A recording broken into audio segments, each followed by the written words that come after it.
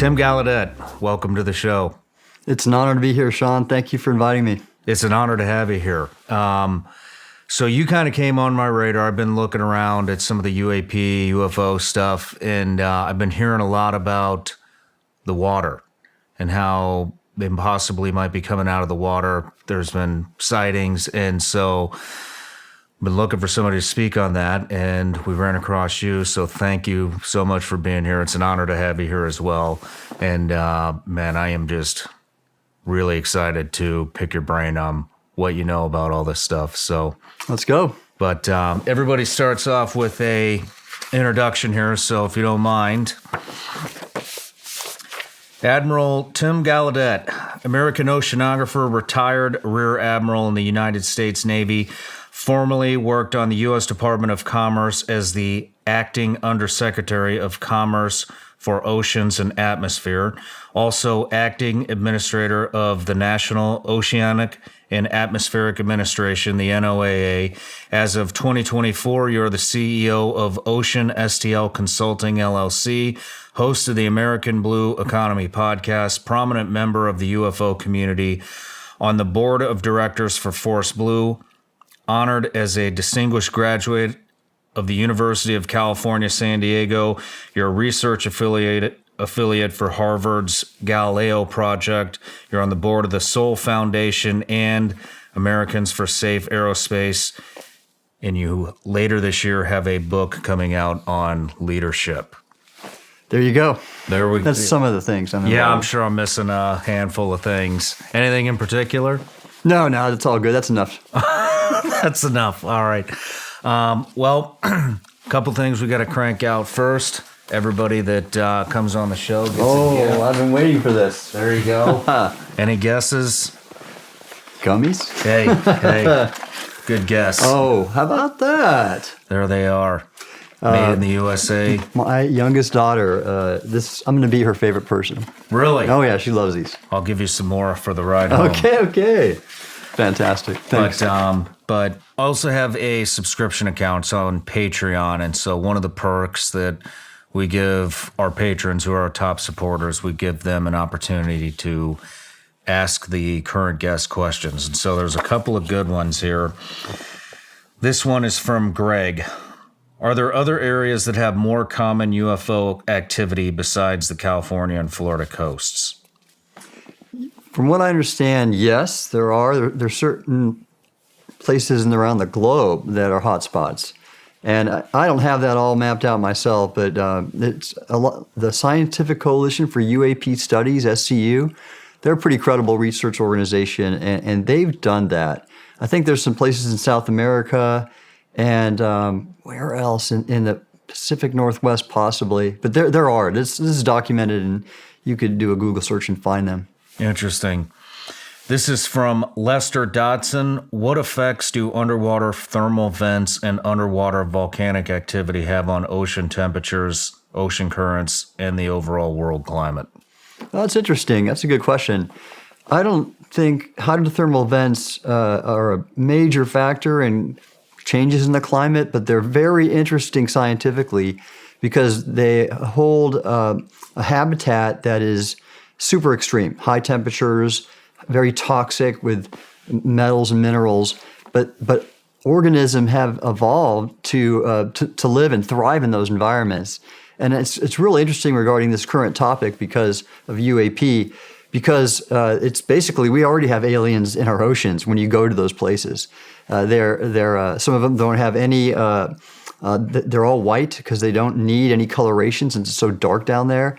Giant clams, for example, and mussels, as well as other types of tube worms, and just really weird sea life. If you go and look at some hydrothermal vent imagery or expeditions, that I have friends who've done that.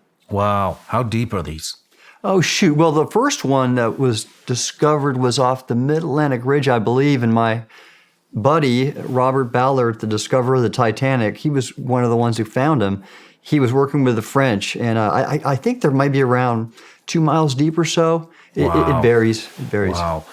And then the last question, which actually we had kind of spoken about before we started rolling the cameras, but I have a lot of Patreons that patrons that are curious on your thoughts to the UFO whistleblower series that we did. I think it was right about a year ago. Right. That was a really compelling series.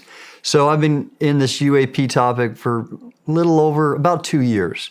And I initially, like Michael Herrera, the Marine, where he saw paramilitary forces from some agency, and that whole story, originally I would have dismissed that as, can't be, our government doesn't do that. But the more I'm learning and that's coming out, and I could talk about some examples, I wouldn't be surprised if there was credibility to that.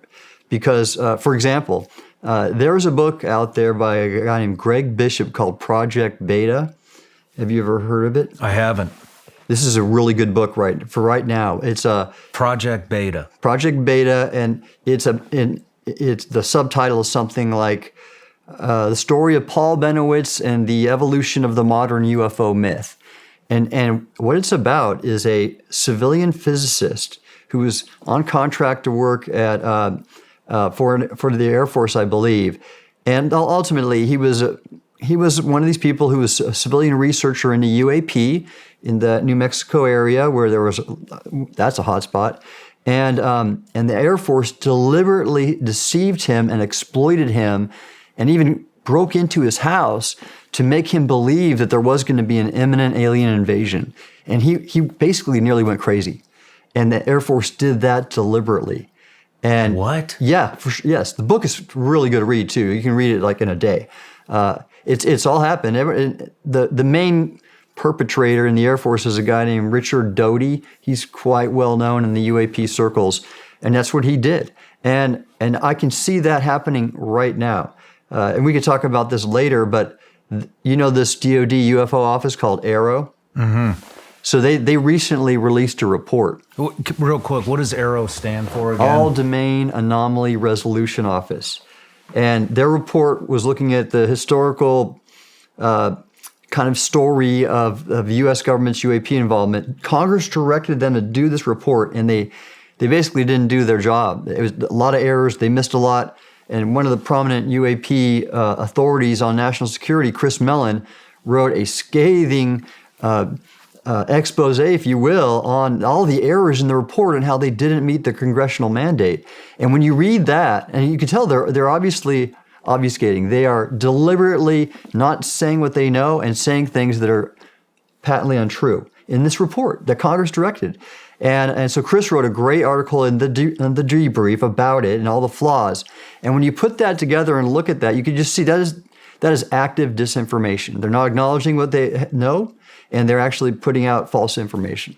Why are they putting out false information? So this is really it makes sense if you worked in the government at a high level like me. The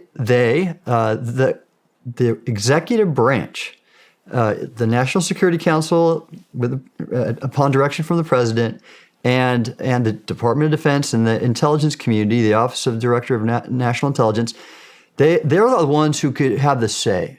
Should we disclose or not? And the AARO is just doing their bidding because that executive branch, those bodies, they set the policy of the administration. I saw this in my job under Secretary of Commerce. The Trump administration wanted to do certain things, and we did those things. We actually did a lot of good, and I could talk about that the press never gave us credit for. But that's how it flows. And this administration doesn't want to do that. So AARO is just the mouthpiece. It's the policy at the top level of the executive branch that directs whether they want to disclose or not. Now, it makes a lot of sense because, UFO people want to see it. But if you were Biden, would you want to tell the American public, hey, I can't keep our airspace safe. It's being visited by entities whose intent I don't understand and I can't control it. Same for our water space. Do you think you want to announce that to the American people on the verge of the election and say, I'm not doing my job, I can't keep you all safe? I don't think so. Probably not. But what is the disinformation piece? Why would the Air Force be planting disinformation in researchers' homes? Well, that was back then. I'd be hard pressed to see them do that today. But that's it. They went out of control. They were basically not aligned with the Constitution, and they did that because Now, they don't say it in the book. The book just talks about the facts, but it's the same thing, again, that's happening today. They don't want the public to know that there really is a crash retrieval program and that we are monitoring UAP in our airspace and water space, and we can't control their actions, and we don't fully understand their intentions. And that's a dangerous thing to leak to the public. And so they are deliberately falsifying it and exploiting people, making them appear as wackos, thus creating a stigma behind the whole scene, which has prevented serious scientific study. And that's why I've joined Galileo, Americans for Safe Aerospace, and the Sol Foundation to advance the scientific study of the phenomenon. Interesting. So the disinformation is just to discredit whoever is that's exactly getting it. into the subject. That's right. And it's happening overtly today. That office is doing it. And you see it all around the media now. There's just a lot of, there are individuals who I will not name who I believe are getting paid, but every day they get out online and they're well known in this UAP community, and their number one job is to discredit these national authorities, these people like Lou Elizondo, who was with the task force, the UAP task force. I've met and trust and know, and he is 100% who he says he is, and what he says he's seen and knows, I have total confidence in. People like him, he's an active target of people discrediting him and others too. Interesting. Is there anybody I should be looking out for? Gosh, I don't study this like other people do. Some people they really spend a lot of time on this. Yeah, I'll ask you I'm just not offline. going to name names because I don't know. I don't want to do that. Yeah, I understand. I'll ask you offline. Let's get into the Galileo project. yeah. That sounds fascinating. How did you get involved in that? Well, again, I had left the government, and so the background is this. One of my jobs in the Navy is I was the superintendent of the U.S. Naval Observatory in Washington, D.C. So it's known for two things. It's where the vice president lives. He lives in the house of the former superintendent. So I didn't get that house when I came in. The vice president was there. But also it's this unit that has historically been mapping the stars for the U.S. for the purpose of navigation. Ships of the age of sail, our original ships, the 6 frigates, they navigated using celestial navigation. And that's how evolved to modern day star mapping, which is used for satellite navigation. So consider this: if GPS tells you where it is, or you are, how does GPS know where it is? The constellation. They reference themselves to the stars in our galaxy that are relatively fixed because they're so far away. So that you create something called a celestial reference frame, and that is the coordinate system that satellites navigate off of precisely, and then therefore could tell you where you are. So we updated all the star positions. The universe is expanding, so we'd have to make new catalogs every so often. That's the observatory. Bottom line is that I got to know a lot of astrophysicists, and I learned a lot of cosmology, and I realized the universe is so giant. We'd be arrogant to think that we're the only species that's evolved to travel between celestial bodies. And so, we have 100 to 400 billion stars in the Milky Way galaxy, and there are over 100 billion galaxies in the observable universe. That's just crazy. So I was open to that, and then when I left the government, I decided I'll join Galileo because Galileo, under Avi Loeb at Harvard, he is developing a network of observatories, telescopes, and other sensors to look for UAP in the near Earth atmosphere. And so he's published on several books on this topic, and I love the way he thinks. Total scientific approach, and being an astronomer and understanding the scales that I just talked about in terms of space and time, 14 billion year old universe, you have to think, okay, in the Earth, we have evolved. We're pretty new on the scene. The Earth's been around for like 4 billion years, and we've only been humans on the scene for not even 1 million. And so we occupy the sliver of time in the whole scale of the Earth and the universe. And look how fast we've advanced in technology in the even tinier part of the last 100 years. You know, I've seen a lot during my time as a Navy SEAL and a CIA contractor, and I've learned even more hosting this show. The one thing I can tell you for sure is that it pays to be prepared. Right now, with our national debt surging to unfathomable levels, global tension rising, and the corruption in Washington, ask yourself, are you prepared financially? Me? I'm buying gold and silver so I'm not caught off guard by the next recession or global conflict. And I've teamed up with one of the top gold IRA companies, Goldco, to make that happen. So I want you to go to ShawnLikesGold.com or call 855-936-GOLD. You'll get a free 2024 wealth protection kit from Goldco, plus you may qualify for up to $10,000 in bonus silver while supplies last. So go to ShawnLikesGold.com or call 855-936-GOLD and get your bonus silver today. Once again, that's 855-936-GOLD or visit ShawnLikesGold.com. Performance may vary. Consult with your tax attorney or financial professional before making an investment decision. So why couldn't an advanced technological civilization that evolved to go way past us and then maybe even died off millions of years ago somewhere else? So he's on this search to either find active UAP or the remnants of another technological civilization. When you think about those scales and the fact that, okay, there's life on this Earth, so we know that life can evolve on a planet. It's just myopic to think, why wouldn't it happen somewhere else in this giant universe? Yeah. You had mentioned just a minute ago that the universe is expanding.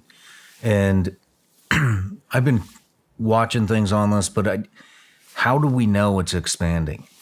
Well, I won't go into the details here, but astronomers can see it in different signatures. I believe Edwin Hubble, I think, was the first astronomer to find evidence of that. And it's based on, it's not necessarily I think it's the thing they call redshift, where a certain spectrum of electromagnetic energy out in the universe has a feature to it like a Doppler shift.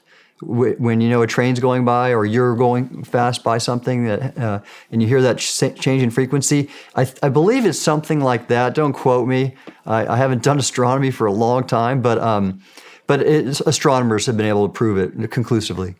What do you think it's expanding into? Right. That's exactly it. And where'd it come from? There's this Big Bang that happened 14.6 billion years ago. Nobody knows what happened before that or what was there. I mean, what does that mean? Does it mean that... Is it creating space? Is there a wall? Yeah, is there an end? What's on the other side of it? I don't know. Exactly. And that's why when you think about that weirdness, then you start appreciating that other weirdness could be too, because again, we've only reached our understanding of modern physics in the last 100 years. What if we evolve and live and don't kill ourselves for another 1,000 or million years? What is the state of technology going to be like then? And that's why when we talk about where these things coming from, it could be anything. It could be from other dimensions that we just haven't learned the physics about, or again, from another part of the universe that we say, okay, we can't travel that fast based on the known laws of physics and the speed of light, but maybe we'll invent that and discover those physics sometime in the future. Wow. Man, it's fascinating. There's so much to cover here. Yeah, exactly. But let's start with a little bit of your Navy career. So you're an oceanographer in the Navy. What does an oceanographer do? Right. So I joined the Navy because I wanted to be an oceanographer. It wasn't because I wanted to join the Navy. My dad had been in, and I respected the service, of course, but my passion is in the ocean. And that's really why we're here, because we'll get into the UAP and the ocean later. But I grew up in Southern California. I love to swim and surf, and so I wanted to study the ocean. And so the Naval Academy had a great major, and they had a scholarship to this institution called Scripps Institution of Oceanography. And I wanted to go there and get it. I got that, and then I started doing that work in the Navy. And what it involves is basically knowing everything about the physical ocean and predicting it. Waves, currents, how the ocean structure affects acoustic propagation, which is the top consideration in undersea warfare and finding and killing enemy submarines and vice versa, not being killed by an enemy submarine. So that's what oceanographers do for the most part. I work with your community, Navy Special Warfare, for a time because a lot of work with the SEAL delivered vehicles, for example, or anything like a special reconnaissance mission from offshore. The ton of work they do is dependent upon the ocean, wave heights, currents, temperature. All my SDV buddies would hype out on every mission, and I would never want to do that. My wife was a Navy diver, and it's funny because when I was at the Navy SEAL headquarters, I had a good buddy who had formerly been in the SDV teams, and he knew my wife, and they had these mutual conversations together whenever we had parties or whatnot, because my wife had been a Navy diver and Bruce had been a SDV operator, and they would always just talk about hating to be cold now after all those missions. But anyways, so just helping operators in any field, whether it be surface Navy, submarine, SEALs, know the ocean and predict it so they can plan their missions more effectively. Then you went on, you were a flag officer at the Pentagon. Yeah. What were you doing there? Well, I was the oceanographer of the Navy. That's the top oceanographer and meteorologist and hydrographer, advising the Chief of Naval Operations on everything that my community of officers did for the Navy. So I was in charge of 6 of our oceanographic ships that are all around the world doing collecting ocean data and mapping the seafloor. So this is an interesting thing. You see these pictures of the Earth, and sometimes you'll see like Google Earth's ocean features, and you think the seafloor is all mapped. And the fact is it's not. We've not even mapped 25% of the world's seafloor to a modern standard, meaning multi-beam sonar and GPS navigation. That's 75% of the Earth's seafloor is basically uncharted territory. And it's even crazier for the volume of the ocean.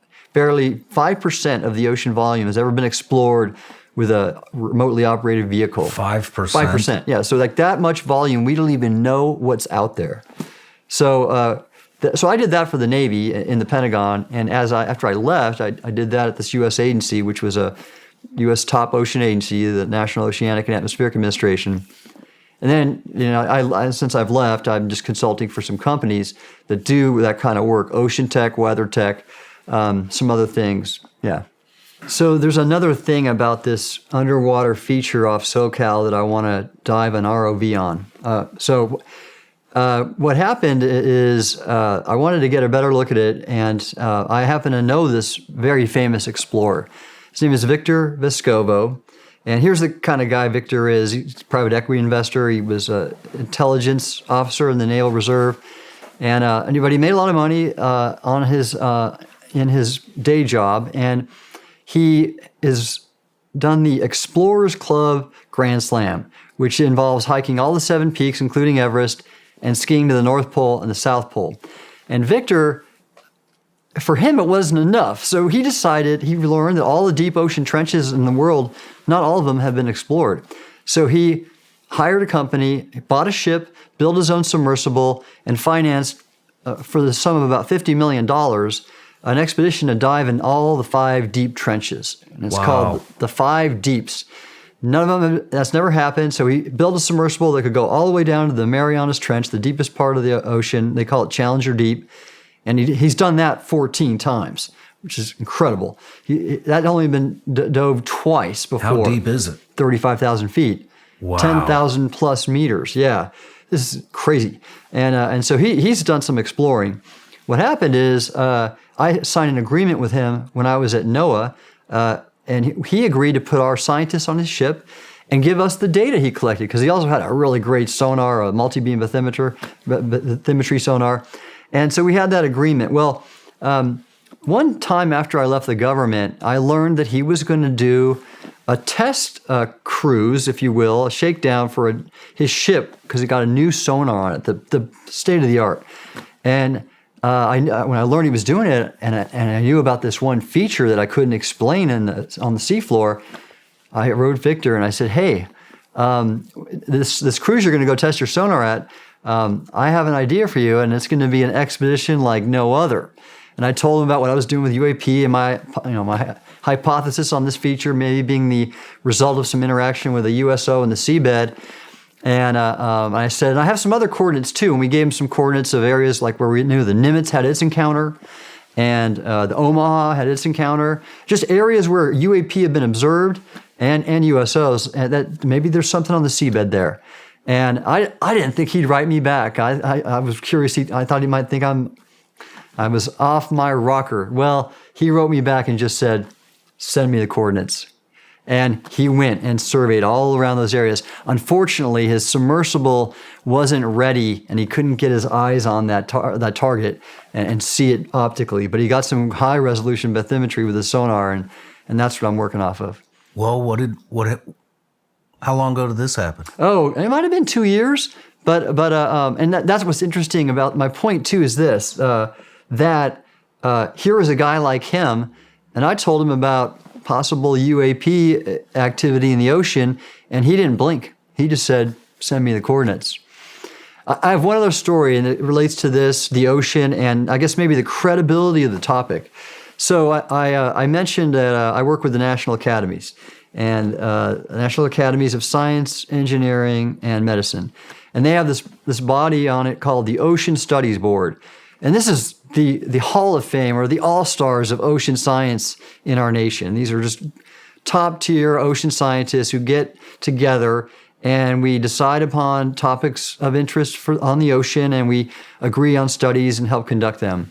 And things like the illegal fishing issue I talked about, ocean plastics, you name it. Well, I went to them, and I pulled together all my info about what Congress had done, the DoD is doing, and NASA has a study team, and I recommended that we get together and do a survey of all the government data sets, ocean data sets, and just look for anomalous activity and see if there are areas where we know it occurs and that just haven't been looked at, because remember I mentioned it's not necessarily the topic or target of most ocean research expeditions. So maybe it's in the data and no one even thought about calling it out. Well, I wasn't sure what they'd say, and they did not laugh me out of the room. They actually said, wow, that's interesting, Tim. Maybe you should look into it, but you probably want to include all the classified data sources too, and we don't do that. The group that does that at the academies is the Naval Studies Board. Ah, okay. So that was great, because that was familiar territory for me, because I briefed the Naval Studies Board multiple times on different issues, the Naval Studies Board. And so I went to the chair, who happens to be retired 4-star Admiral Gary Roughead, former Chief of Naval Operations when I was in the Pentagon as a 1-star, and my boss. So I knew him, or pardon me, I was a captain at the time. So he's my boss's boss, and I've briefed him before. So I go to him, and I say, we have a Zoom meeting. I tell him about all this UAP research that's going on by credible institutions and the government. And he thought, Tim, that is something we should be doing.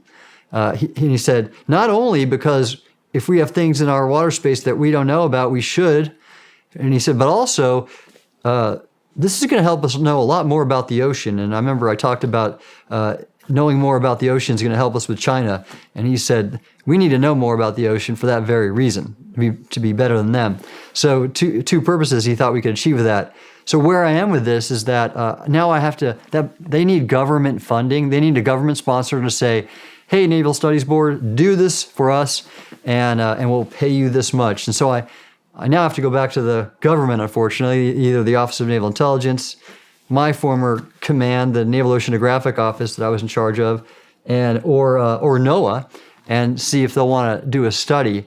I asked NOAA, and they already said, no, we have too many other things on our plate, not interested. I don't see the DoD or Office of Naval Intelligence doing the same, again, because of the non-disclosure policy currently that exists in the executive branch, but I'm still gonna ask and still gonna try. Well, I can't wait to see what you come up with.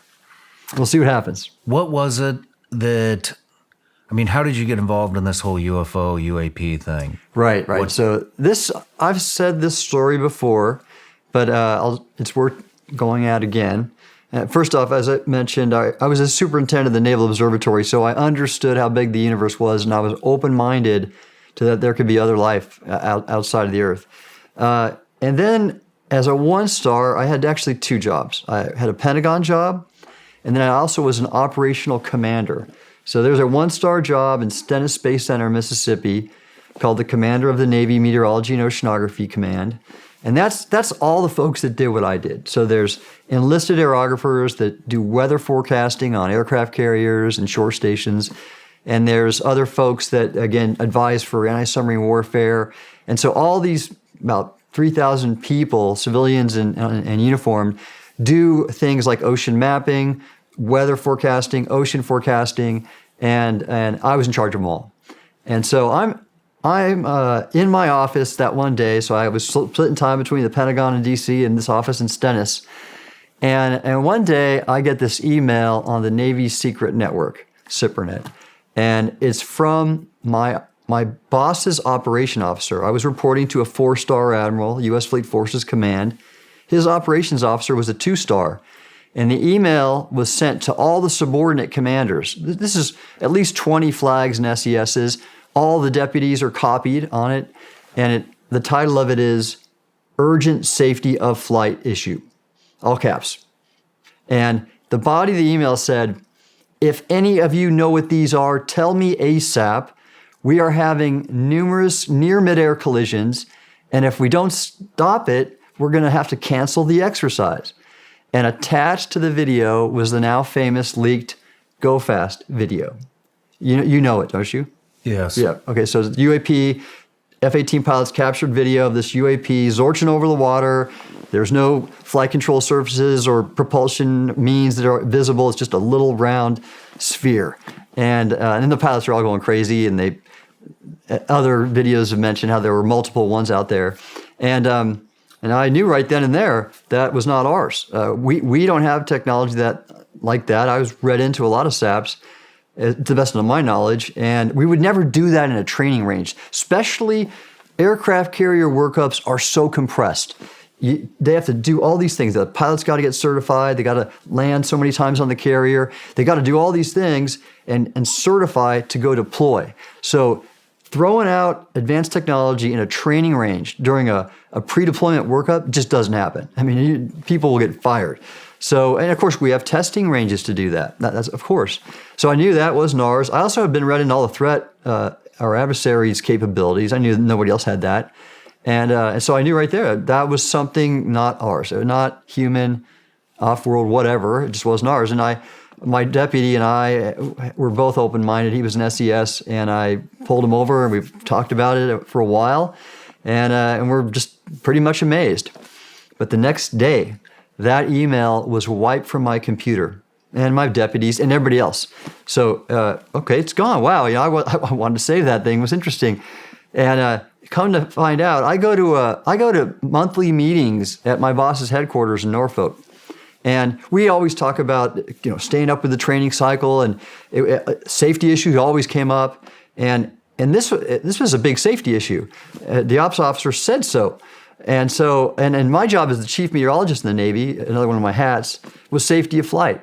And so we get into the next monthly meeting, and no one brings this stuff up. No one's talking about it, about a safety issue almost canceling this major training event. And then you come to find out, one of the pilots flying during those missions, that video was from the USS Theodore Roosevelt's Air Wing. It was Ryan Graves. He's pretty well known now as somebody who's come out, and he's founded an organization I'm on the board of called the Americans for Safe Aerospace, and he's advocating for, with draft legislation out there, to instill reporting protocols for pilots in the FAA, commercial pilots and others by the FAA, because currently there and pretty much the Navy, if you come out and say, hey, I saw these things, it could be a career killer. Yeah. And I'll just, one more point about that. So I couldn't say anything at the time. And by the way, so it was wiped from my computer. I had been read into SAPs, and I knew, okay, this probably was connected to a SAP that the ops officer did not know. And the intelligence officer, one of the intelligence officers probably found that email and said, oh, shoot, and contacted whoever owned it, which was probably DIA. and they did their forensics and took everything off the system. Whoever it was, I don't know. But I had been read into enough SAPs to know, oh, that probably happened, and that's why I didn't have it, and that's why no one's talking about it. But it bothered me, Shawn, because and now that I talk with Ryan, I realize, holy cow, lots of these things were in the airspace. They were interfering with operations, and they were a safety issue. How many? I don't know how many, but there were at one of the gimbal recording. It was another one from that period, and you can hear one of the pilots say, "There's a whole fleet of them." And so I don't know, but there were a lot, and the pilots were seeing them all the time. And what gets me is that commanders like me, once admirals, who are in charge of the well-being, responsible for the well-being and safety of their people and their forces, they were basically forced to turn a blind eye because of some overclassification issue and make the pilots mitigate the safety threat on their own, which is feckless to me. We should be stepping up as flags, as leaders, and saying, all right, let's address this here. Let's talk about it at the 4-star meeting and make sure we don't have to cancel exercise or see pilots fall out of the sky because of interactions with these things or avoidance maneuvers. That again, so that's why I've come out and been an advocate for what Ryan's doing. Nobody brought up that email? No. Well, and that's the thing, is that we all knew, okay, someone just touched a SAP and they got rid of it and we can't talk about it. Think about that. So we could have had planes falling out of the sky, but we're not going to talk about it because of this overclassification. That's what's. There's a lot of unethical aspects, I think, of this whole UAP system that exists right now in the government. Man, that's terrifying. Yeah. That somebody. I mean, how high up does this go? Do you think? These people pulling the strings saying, get rid of that, take that email out. Well, I don't know. Send out this disinformation. Yeah. I don't know how high it is, but obviously AARO's last report, the All-Domain Anomaly Resolution Office in the Pentagon, was so deliberately false that obviously it's, and they had to approve it. So it's got to be pretty high at the SecDef, and I would say certainly the NSC level. Probably ODNI, Avril Haines, I'm sure, had some decision to say, nope, we're not going to talk about this. And same with Jake Sullivan, the NSC, I'm sure.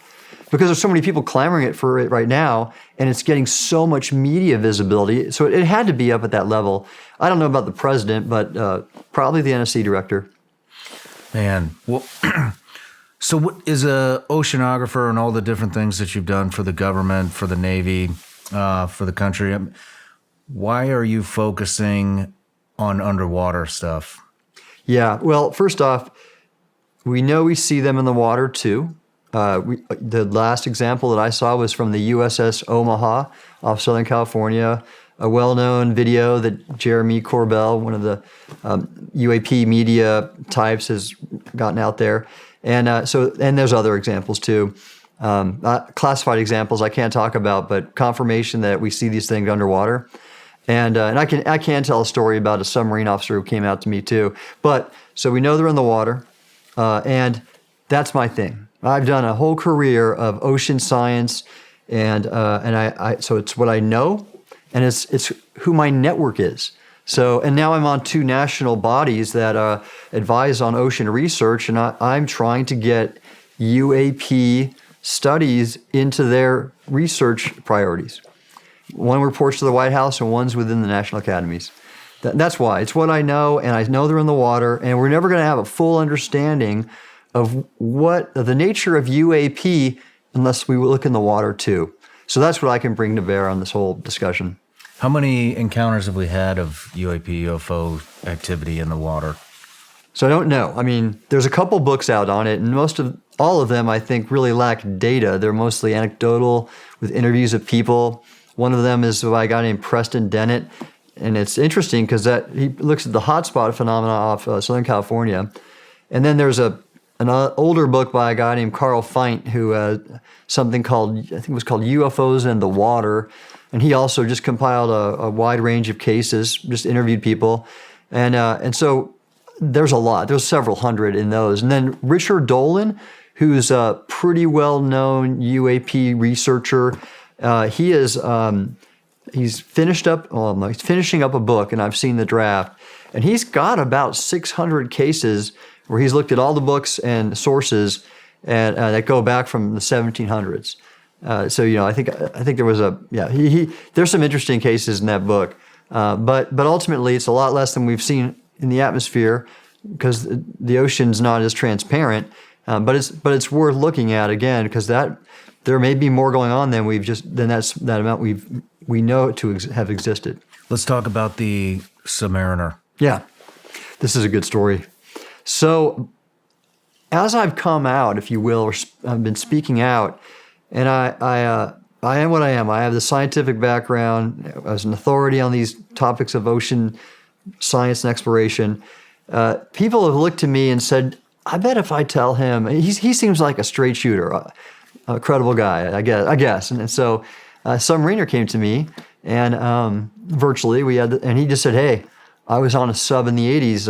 I'd like to talk to you about what I saw. Okay, yeah, let's have a call. I got on a call with him. He was a nuclear submarine officer. Now he's an engineer, and I think for an energy company. And this guy is like most nuclear submariners I know. He is just the facts. He is by the book, very much that way in his personality. And the story he shared with me was this. He's in the North Atlantic in the 80s. Cold War is hot. And their sub's operating, I wouldn't say super deep, but it was very high sea state because of a storm, 40-foot waves, so they were below that. But even there, they were kind of rocking. Subs can feel that wave action. And so because it was so rough, it creates a lot of ambient noise. And in those conditions, it is really hard to passively detect another submarine. So they felt pretty secure. They weren't going to be detected by a Russian sub, and they probably weren't going to hear one either. And so he's on the watch, and all of a sudden, they get a passive hit, a contact that's moving, off the starboard at some range. I don't know the range, but and then it paused and then started closing on them rapidly, and they call that constant bearing decreasing range. And you don't want that when you're a ship driver or a sub driver. I drove ships, aircraft carriers. I was a deck watch officer. That's going to be a collision. And they had, that was every feature that a Russian torpedo would have in terms of the constant bearing decreasing range at a very rapid rate. And they were so convinced, he called the captain of the bridge, they set general quarters and they dived. And it kept on coming and it kept on coming. And they were hoping to get below some acoustic lens or whatever that it wouldn't be able to find them and lose track. And it just kept coming. And so they went as deep as crush depth, just above it. Crush depth is that depth that a submarine will implode. And that's a dangerous place to be on an older sub like this. But they were convinced this was a Russian sub coming at them. And then at some range close, I don't know what, it paused. And then slowly took station on their stern behind them and trailed them for a while. So they're getting this passive acoustic hit of something doing this. And then after minutes maybe, it just rapidly departed the scene. And they couldn't, there was no explanation. The Russians didn't have technology like that. We didn't have technology like that. And again, to this day, he doesn't know. I want to get that data. The data is collected and archived at Johns Hopkins University. And I'm in the process of reinstating my clearance, and I want to look into that. Wow. Yeah. Are there a lot of examples like this? So I don't know, but I have talked to one other submariner, nuclear submarine officer, who says that he's not seen that before, but when you go around the Navy and talk to other sonar techs, they say they do see these quite often. Really? Yeah, and this guy's very credible. He's actually a reservist, and his day job is he works in the Pentagon. All as a civilian. Attracted to nuclear subs? I don't know. But this is an interesting thing, and I wrote a paper about this called Beneath the Surface. We may learn more about UAP if we look in the ocean. It's on the Soul Foundation's website. And I write about that because we know, and there's a book on this, that UAP seem to be attracted or active around nuclear sites. Is it because that submarine had a nuclear reactor and had nuclear armed missiles? And what about the Nimitz and the Theodore Roosevelt aircraft carriers? Is it because they're nuclear powered? Maybe is that attracting them? I don't know, but it's a very interesting correlation. What are some of the things that you're finding under the ocean, personally? So this is neat. The ocean's so interesting to me still. And so for example, when I was with the National Oceanic and Atmospheric Administration, we pronounced it NOAA, we had a program called the Ocean Exploration and Research Program with a dedicated ship, and it had a deep diving ROV, remotely operated vehicle, with high resolution cameras and other instruments. And we purposely go look for things. And every year we found new species, whether it be deep coral or new types of fish. And get this is how much we don't know about the ocean. In 2020, I think it was, we had a fisheries biologist go down to Antarctica and discover a new species of killer whale that had never been seen. So this isn't like just some small, weird microbe. There's all sorts of things we've never seen before. A new species of killer whales. Yeah. Yep. Man. Yeah. Have you been to Antarctica? I've not. I've been in the Arctic. I've been in the Arctic on a sub. So I've surfaced. I've been up there on the ice camp that they have up there. What's up there? The Arctic? Yeah. Well, okay. I was there because the U.S. Navy every 2 years conducts an exercise called ICE-X. And it's to basically study some of the dynamics of ice, and as well as the tactics of operating under the ice, which we need to refine when you look at what Russia's doing. But there's a lot of things to discover too. Again, on the seabed, new geologic features. There are, again, all sorts of sea life under the ice too. I mean, we could talk about a million things about what's in the ocean. Let's go. Well, shoot. Let's do it. Here's something I was pretty proud of. So because we don't know so much about the ocean, and here I was in the Trump administration, and I'm with an environmental science agency. So it was kind of a tricky place to be. He was not keen on major funding to science agencies. The White House proposed a lot of cuts to our budget. Congress always put the money back in. But we were looking for good ways to show leadership and advance the ocean that would appeal to his administration. And so one of the things I led was a national strategy to map and explore the ocean, or the U.S. ocean, which is our exclusive economic zone. And the White House approved it, and we put together a plan, a team, and it's still being executed. And so we didn't even know only about 40% of the seafloor in the U.S. had been mapped. And now we're getting near 50. And why that matters is, first of all, submarine navigation, or navigation, period, ships. Submarines, too.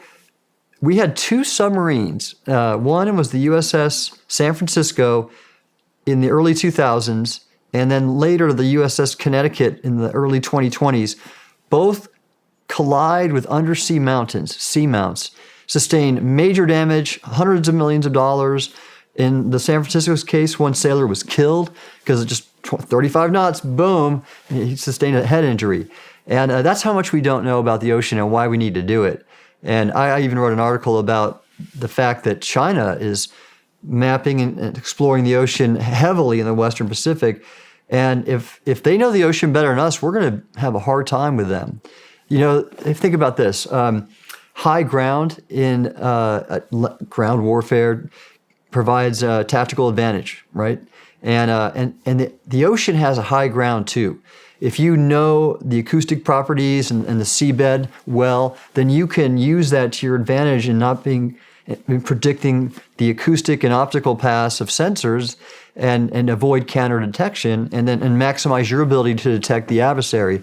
So you need to know the ocean just like you need to know terrain in your old line of work. And so, and that's it. So getting a better feel for what we know, it matters for national security, and it matters for a lot of cool science.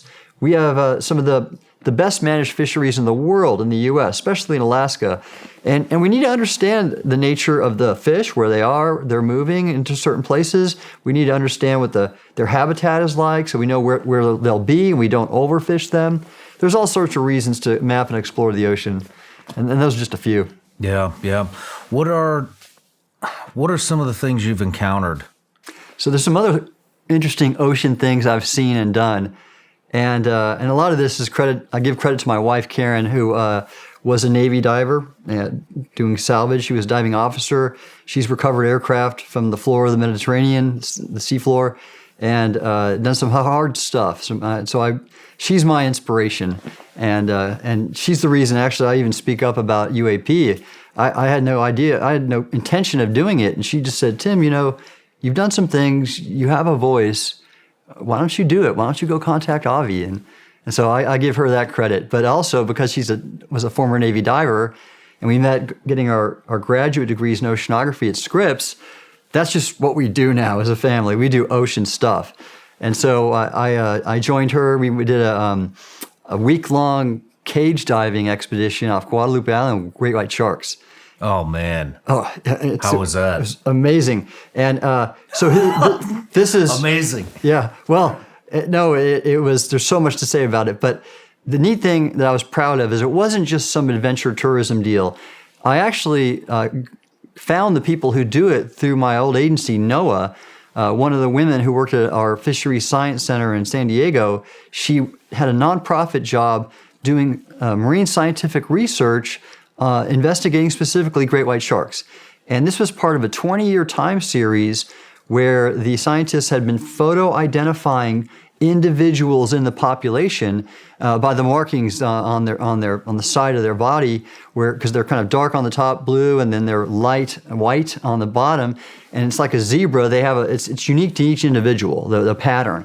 And so they had been photo IDing all the individuals, and it's a really important scientific endeavor, because the apex predators in a population, if you can understand their health certainly at an individual level, you'll have a very good indicator of what the entire ecosystem's doing.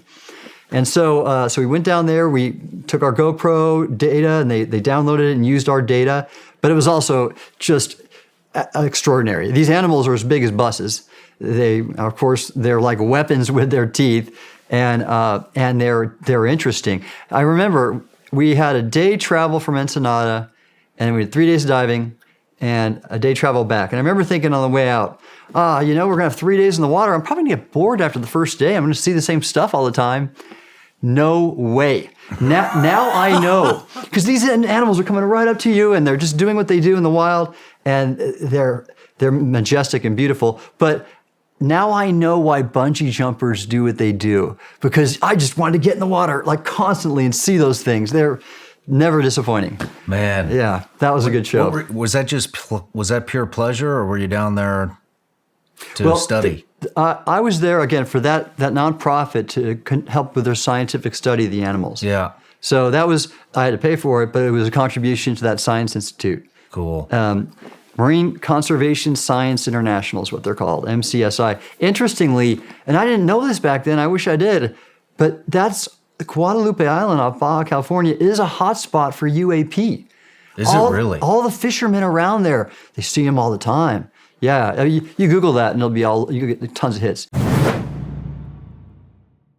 When I first started this whole podcasting thing, an online store was about as far from my mind as you can get. And now, most of you already know this, but I'm selling Vigilance Elite gummy bears online. We actually have an entire merch collection that's coming soon. And let me tell you, it is so easy because I'm using a platform that is extremely user-friendly, and that's Shopify. Shopify is the global commerce platform that helps you sell at every stage of your business. What I really like about Shopify is it prompts you all the things that you want to do with your web store, like connect your social media accounts, write blog posts, just have a blog in general. Shopify actually prompts you to do this. You want people to leave reviews under your items?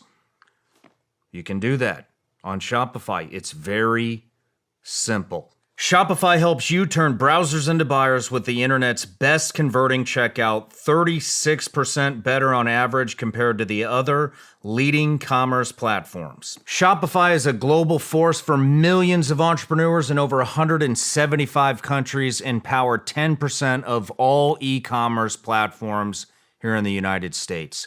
You can sign up right now for $1 a month. It's shopify.com/Shawn. That's all lowercase. Go to shopify.com/Shawn now to grow your business no matter what stage you're in. That's shopify.com/Shawn.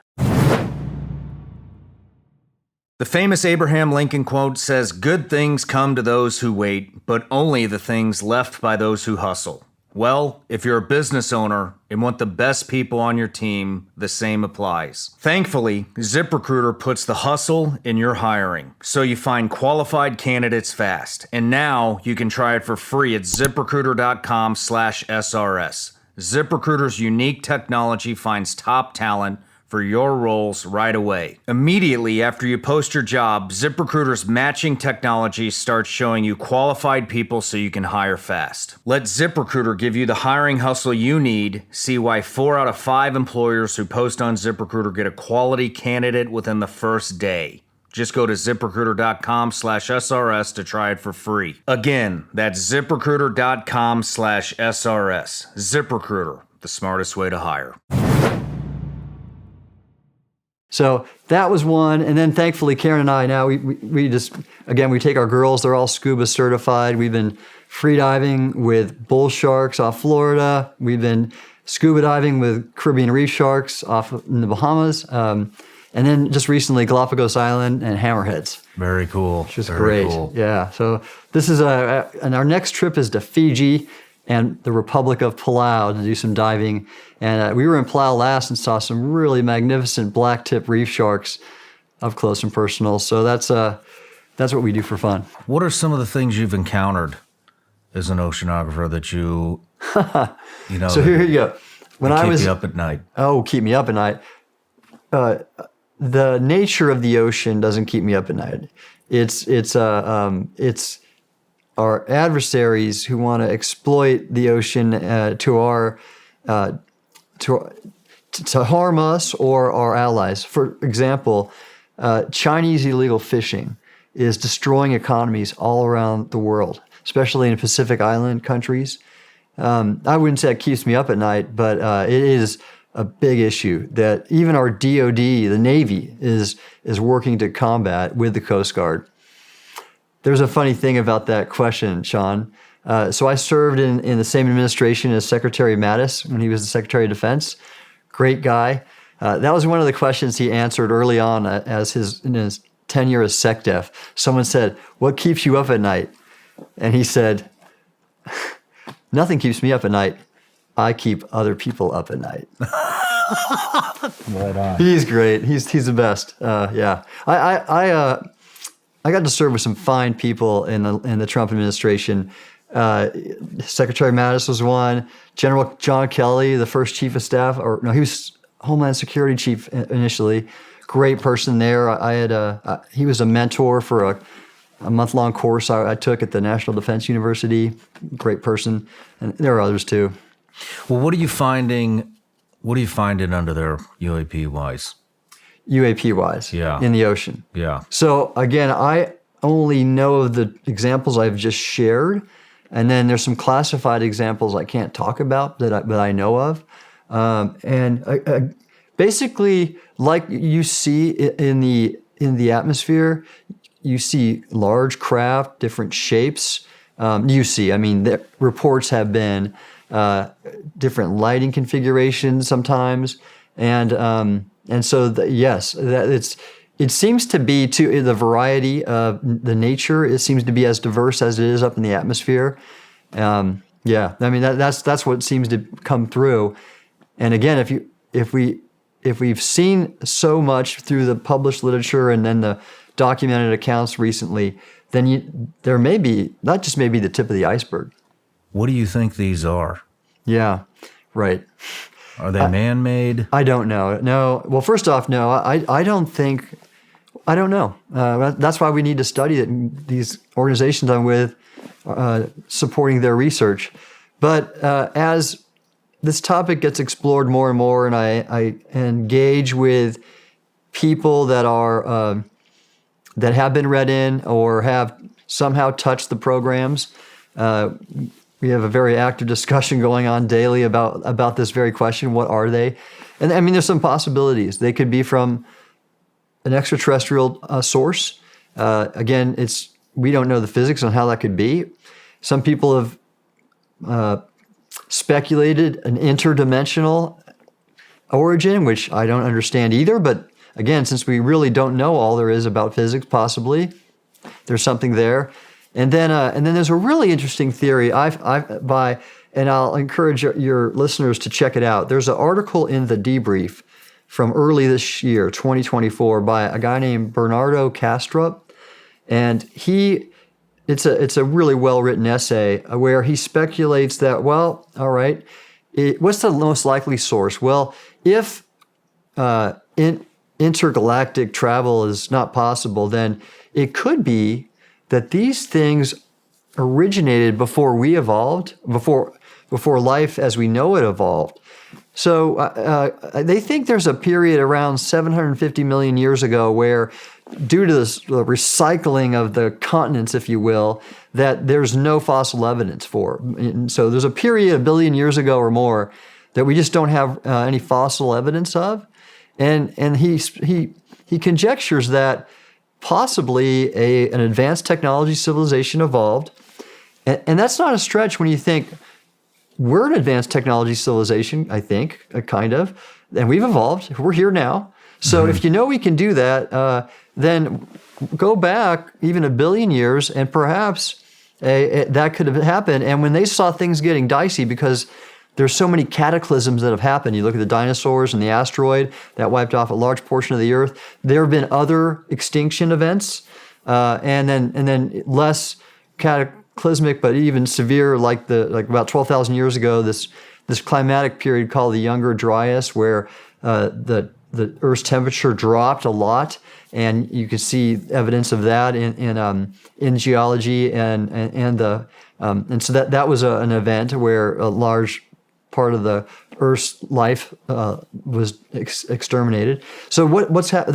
The Earth's pretty hostile. You look at the volcanoes in Iceland. You look at asteroid impacts of the past, and maybe this advanced technology civilization said, we're out of here. We're going to go create a habitat down deep, or maybe on Mars or in the moon, and just get somewhere more stable. And maybe they've just been able to live, and we've not found evidence of it yet, or that these things are evidence of that. So there's it sounds like there's three discussions going on within the professionals, we'll call them. Yeah. And so one of them is ancient technology / civilization, next interdimensional, and the next extraterrestrial. Yeah, that's how I see it, the possibilities. Maybe there are more. I haven't thought of them. So let's I'd like to dissect kind of each one of those, with the ancient civilization stuff. I mean, what does that, at the end of this, I want to ask where you're leaning towards. But I mean, what is that, if there's a civilization in the earth, in the ocean, towards the Earth's, the center, I mean, what does that even look like? Well, what do you think? No, we mapped the surface of the seabed, again, not varying completely. So we don't even know. There are parts of is there underwater structures? We don't really know. Or are they deep below the geology as we know it? Again, we don't know. So but it's not a stretch to think it's possible based on the length this planet's been in existence.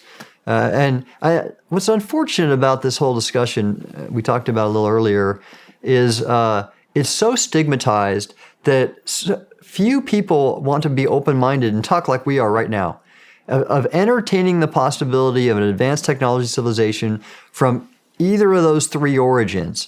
It's just not taken seriously.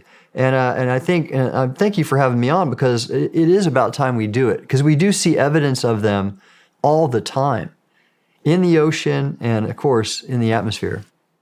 And you know of a Canadian USO encounter? Well, yeah, this is one of the earlier ones. It's in the 60s, I think early 60s, and there's a great book about it called Sweep Clear 5, and it refers to the name of this mine warfare exercise. The subtitle is NATO's Underwater UFO Encounter. And it's a very interesting book because it's written by a researcher who interviewed these Canadian divers. Now, what happened is, first off, is there was a major UFO event in Canada, a place called Shag Harbor, Nova Scotia, in either late 60s, I think the late 60s. I don't remember the date. And that's all over the web. But before that, there was another encounter where UFOs were seen to go into the water, and it happened I think it coincided with a NATO exercise, and the ships all got vectored to go look for these things. And Canadian divers were interviewed and claimed to have seen these two underwater discs and actual occupants outside the craft trying to repair it. So aliens. And they even said they captured video, but they don't know where the tapes are. Anyways, there's this book, Sweep Clear 5, is all about it. And it's about the investigation into that. And that's the first well-documented USO case that I know about. Wow. Was there any description on what the beings? There was, and I think they were humanoid. I don't remember the details. They weren't human for sure, but they were human-like. Did they have equipment on? I don't know. It didn't seem like they did, but maybe it was so technical that it didn't appear to be like equipment. I don't know. Man, so I mean, what do you think? If we're on this, we're going through 3 discussions, and if it was an advanced civilization that's living under the surface of the earth, whether it's in the ocean or somewhere else, I mean, how long? I mean, well, here there's just so many questions. I know. I don't know, but I do know this, and this is why I like the Gallaudet project, because Avi Loeb articulates this so well.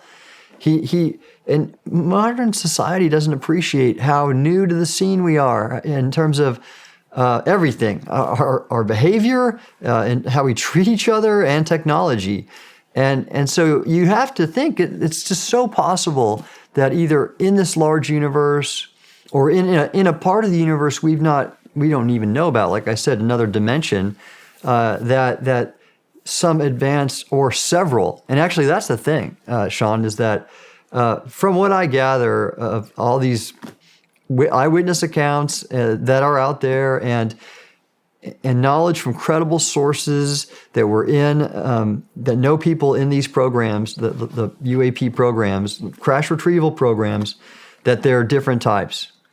And I mean, in fact, what's very interesting too, just today, again, I mentioned Chris Mellon. He was a former DASD, Deputy Assistant Secretary of Defense for Intelligence. So he was up there, and he knows what he's talking about, and he's been in this field for some time. He on his Substack page, account, whatever you call it, today, April 23rd, he published an article, and he had a screenshot of a signal discussion with someone who had known people in that crash retrieval program. And he said that he was very credible, didn't want to let his name out, but the person acknowledged that there was an active crash retrieval program, and that there was an Air Force gatekeeper at the SES level for it, and so there was this discussion that he published today, and he wrote a nice article about it. Basically, and what's so good about Chris, he doesn't say what he doesn't know. He says what he knows. He doesn't speculate, and he doesn't reveal sources that don't want to be revealed. And so he said, here's the discussion we had. This person was senior in the government, and I'm not going to reveal his name, but he said he was aware of these programs. Wasn't read into them, but was aware. and knew people who were. And so he's just putting that out there. Again, doing it because there's such an active disinformation campaign that that office, AARO, is a part of to discredit anybody who brings forth this information. And again, the highest level, the NSC, obviously, the ODNI, they don't want this information out. Now, it's worth talking about that for a little bit. Why am I coming out now if the government is doing the best thing and doesn't want the information out? So I think they're wrong on this case. And so do my colleagues like Chris and Lou Elizondo, that at some level we should, yes, not let advanced technology come out to the public, because we don't want our adversaries getting the upper hand. Of course not. But the knowledge that we're being visited and can't secure our own water space and airspace, and that this could be something more of a global security nature, and it demands thoughtful public policy, and the public should have a part of that fact that we're being visited, and it's something that every nation is dealing with. That's something I think does not benefit us by trying to cover up.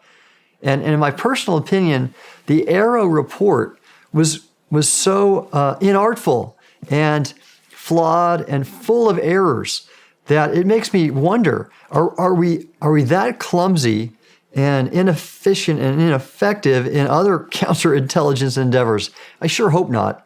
I hope we're not failing that badly when we're trying to perform the same kind of activity regarding Chinese and Russian intelligence services. How many? I mean, are there a lot of countries that are digging into this? Or are we? There are, and now I don't know of all of them, but I've had, for example, I was just contacted by an Italian researcher who has, like me, decided to focus on the underwater UAP, and he's been doing it for 20 years, perhaps, and was a colleague of this guy Carl Feint, who wrote that original book, UFOs and the Water.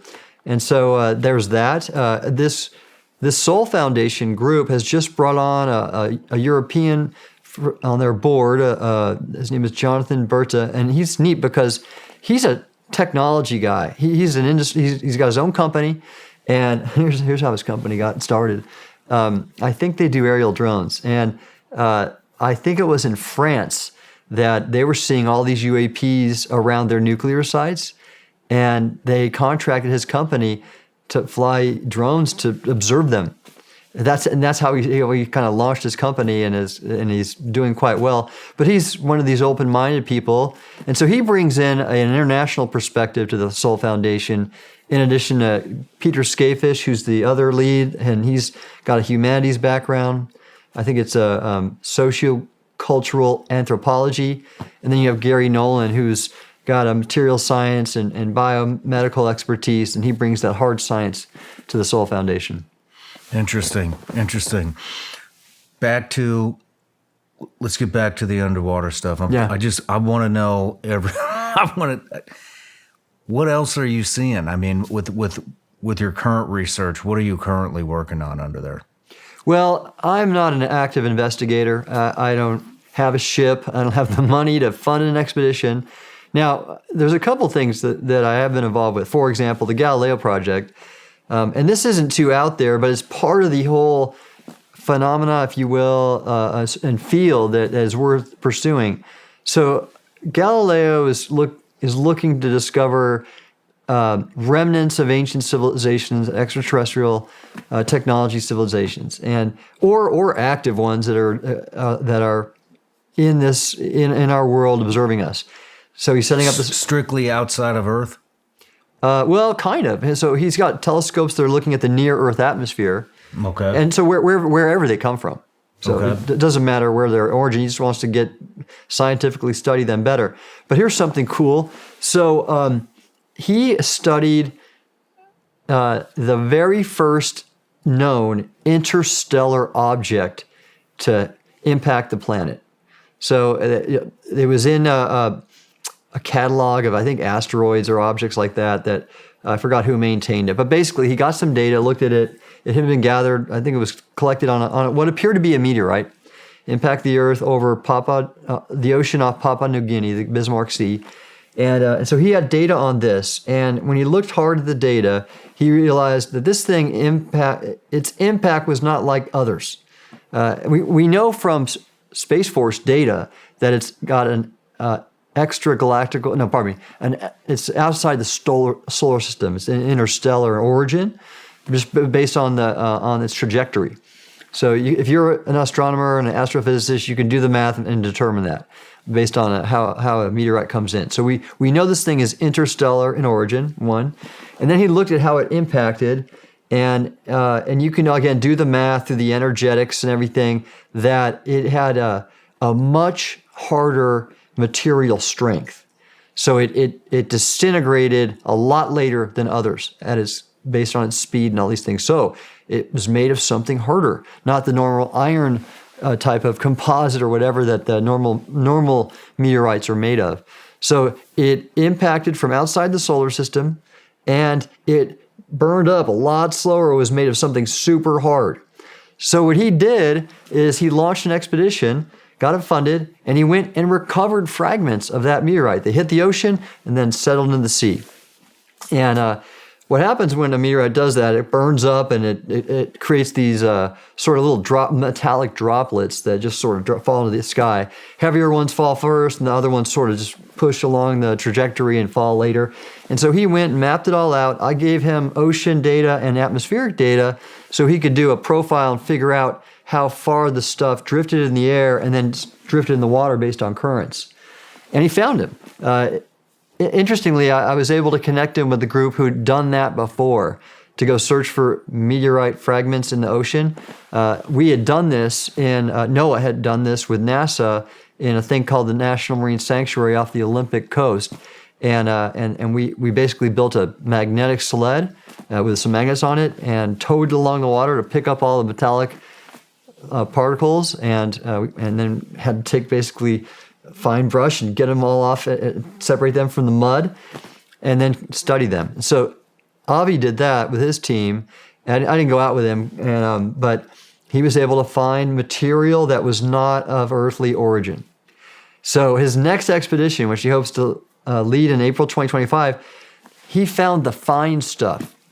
He thinks, it could be technology, right? And so maybe some of the bigger things that didn't burn up are out there too. So he wouldn't know it because he had a sled that was designed only for fine particles. But his next expedition, he's going to take an ROV with a camera, and he's going to go along the seafloor and look for stuff. And he kind of jokes in a lot of his writings that maybe it'll actually have a keyboard on it, and maybe there's going to be a button to push. And he always asks people, if you found something from an extraterrestrial visitor and a gadget, like giving a caveman an iPhone, would you push a button on it? And some people say, no, I wouldn't push the button, no way. And he says, I'm going to push the button. Wow. I can't wait to hear what that develops into. Yeah. So back to the three things. We're talking about ancient civilizations you had mentioned, under the ocean, and perhaps in the moon. Well, again, this is just speculating of what is possible. And that's what Bernardo's article was titled, something about what is the most likely scenario here on the origins of UAP. And those are three. They could have been originated either from our solar system, or we think other planets are inhabitable, but that's for life as we know it. Certainly, there could be other life forms. And I told you about these extreme.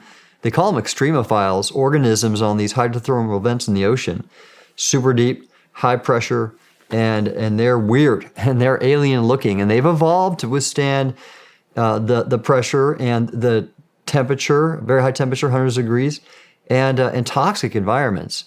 So who's to say that life hasn't evolved? I mean, not our form of life, but somewhere else, either on a planet here in our solar system or elsewhere. Well, what are the theories with the moon? Well, I don't really. There's some chatter out there about potentially bases on the moon, like potentially undersea alien bases. I have no data on any of that, so I don't know. I'd love to talk to astronauts who've been there, but I don't know. But it's worth looking into. I know we're going to go back to the moon with Artemis. I would like to see NASA be more transparent with what maybe it's found. An example here. So when Congress directed the DoD to start looking at UAP, they established the ARROW. NASA, and this is interesting to me, with Bill Nelson, former senator, now the administrator, they decided to establish a UAP study team. And what they were doing, obviously, is Congress was interested and they were NASA. If Congress is interested in UFOs and NASA's not doing anything, and this is how you think when you're in charge of an agency, you better start doing something or else they're going to tell you how to do it. And so Bill Nelson decided to stand up a study team. And when they had a press release of their study, and there was nothing there. They talked about UAP that they need to be studied, but they didn't share one bit of data or one example. All they did was talk about it. It was embarrassing in my opinion. But that's kind of what's happening now is the government is coming out and saying things, but they're really not being forthright.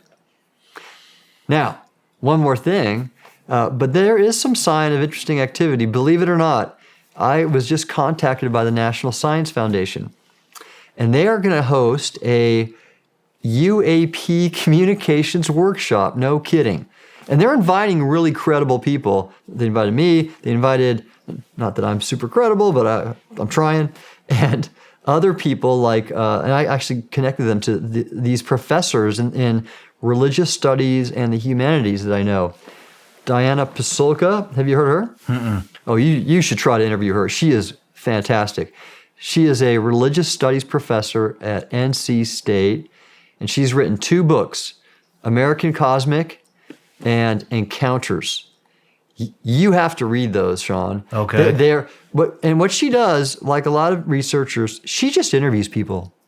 But she's found people who have touched these crash retrieval programs, and they wish to remain anonymous, so she gives them pseudonyms, but that's really enlightening. And so she's found a NASA engineer who has been a part of these programs and goes through everything. In fact, the second book, they go to an area of the New Mexico desert and where crash retrievals have happened, and they find materials. And she goes with one of the directors of the Soul Foundation, Gary Nolan.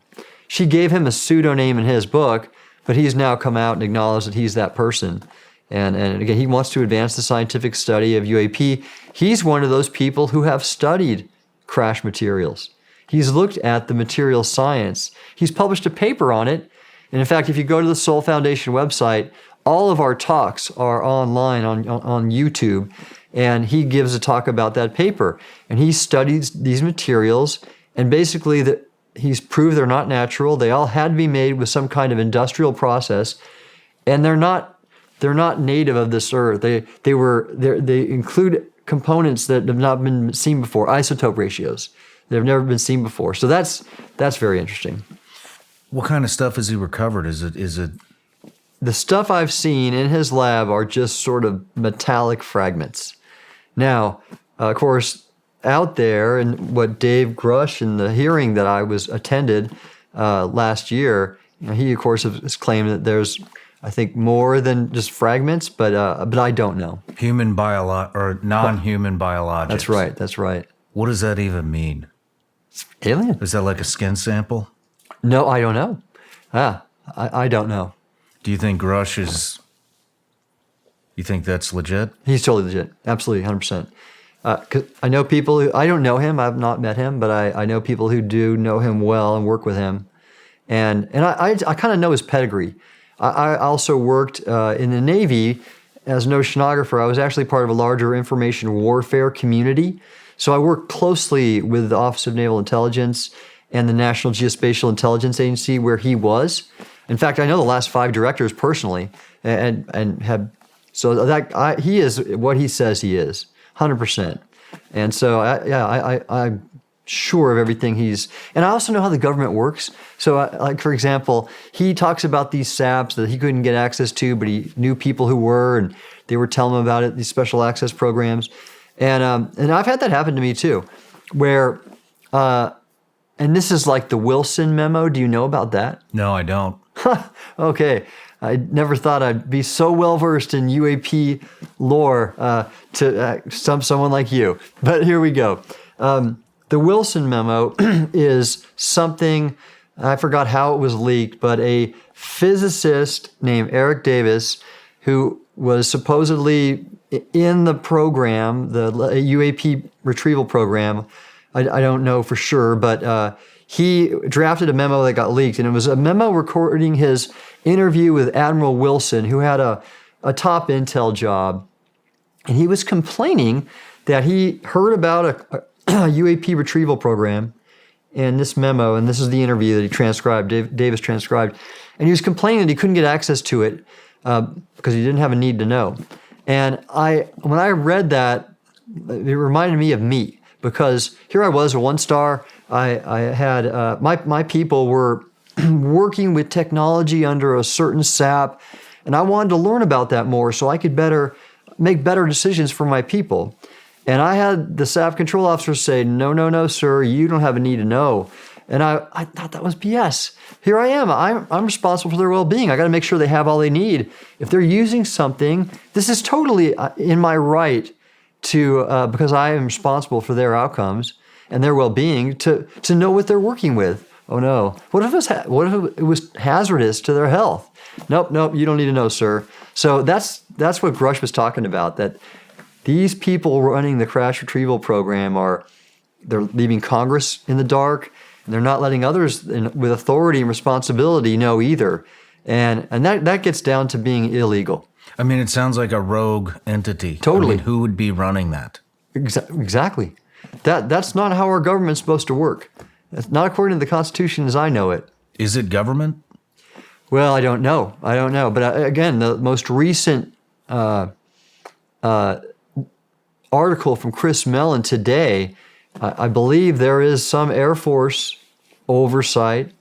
I've also heard that there are contractors involved, big defense contractors, who, of course, have an interest in not letting that technology get out because they don't want to have to compete to use it. They want to have that exclusive right. So I believe that's going on. I don't know for sure.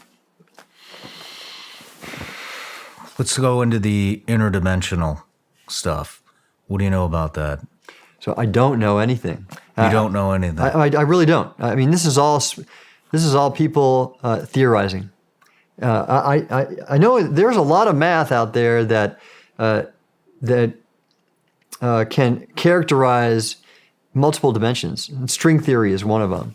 And it's funny because Avi Loeb just thinks string theorists are worthless because he doesn't think there's no evidence. He's about, okay, show me the data. If there are other dimensions, I want to see the data. And that's kind of like Grush. Grush he said no one's seen the alien bodies yet, but now I have another story if you want to get into that. There's a well-known UAP legend out there on Nixon and Jackie Gleason. Do you know about that? Here I am again. I never thought I'd be such a wealth of UAP stories. Okay, so Jackie Gleason was friends with Nixon, and he was kind of a UFO nut for some reason. And this has just come out, you can Google it, that there's some legend that before Nixon left office, he went with Gleason to an Air Force base in the South, and he showed him what was supposed to be a UFO with aliens, like in some warehouse. Aliens that had perished in some kind of crash. Now, this is the legend, right? Okay. Interestingly, I'm fishing in Key West last year, and my guide was pretty interested in this topic, and he connected me to another fisherman who I had a nice call with, and he's been interviewed on this publicly. His name is Mark Croca, and Mark has been seeing UAP in the skies off the Keys for over 10 years. and like big lighted cylindrical type objects that are clearly not U.S. aircraft. And he's actually seen jets from, I believe, the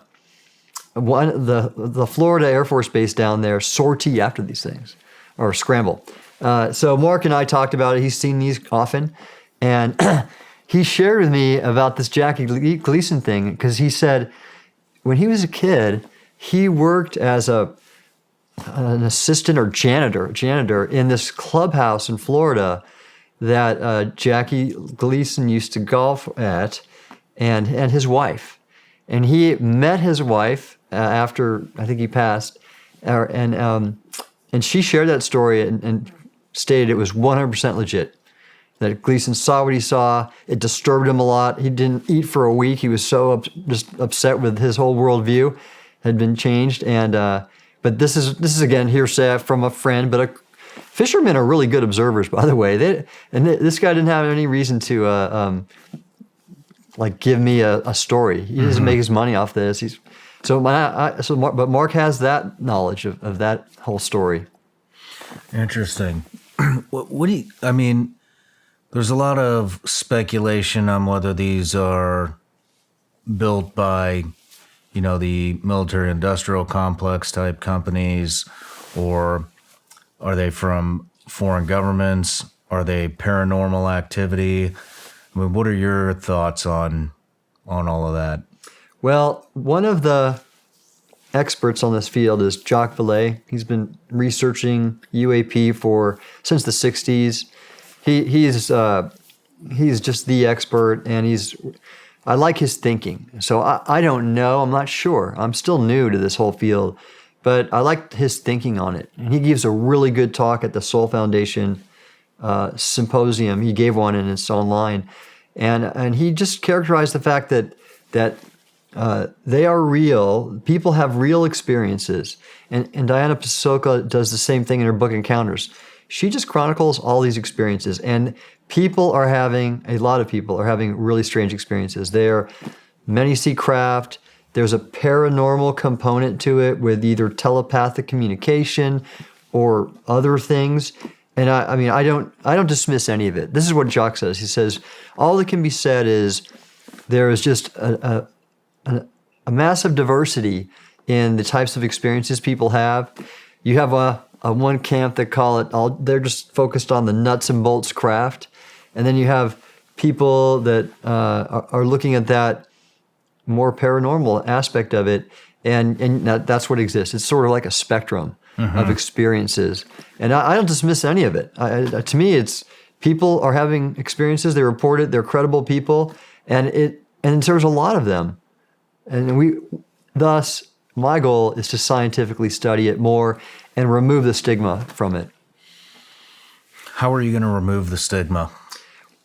Shows like yours, this one right here, getting it out there. And here's the reason that I'm out talking about this. One is more credible people stepping up will help remove that stigma, and then also what's interesting is over time you'll see a generational shift in that there are a lot more young people open to this right now. It's just they think about it and they have more open minds. Interestingly, there's a parallel here that I've talked about in some of my speeches. The Diana Pasoka talks in her book, or she interviews a person named Ia Whiteley, and she's also one of these researchers that's helping with the Soul Foundation effort to study UAP and the phenomena. And her expertise is psychology, and she has made her living, if you will, or by studying both cockpit psychology, if you will, and human factors, as well as space capsule human factors. And so she's advised the ESA, I believe, and she noticed that in the 50s, let's say, after World War II, there was a big stigma for pilots to report safety issues in the cockpit because they would fear that if they couldn't handle something, they might get a low rating and get a poor performance evaluation. And that, it was the macho thing, the right stuff. No one's going to admit that they couldn't handle a certain thing. And it was only after a lot of planes fell out of the sky and pilots died that safety measures started to be studied and reporting for incidents in the cockpit about safety issues became accepted. And she studied this over time, and it took 25 years for that change to occur, which is a professional generation. And I think that's what's happening now. Congress has gotten out. A lot of credible scientists have gotten out. People like me, former national authorities, we're coming out to remove that stigma, to make this a credible scientific endeavor. I'm even working with a group to establish a master's degree program in UAP studies. So that's happening. And then so that I think that's what's going to remove the stigma, and it's already occurring.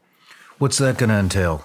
The master's degree on UAP studies? Yeah, well, really, I'd love to see a physics-based or engineering-based one, but that information is not out there yet in terms of crash retrieval. This one's going to be a humanities-based one that looks at some of the cultural and anthropological and societal issues around UAP, which there are many.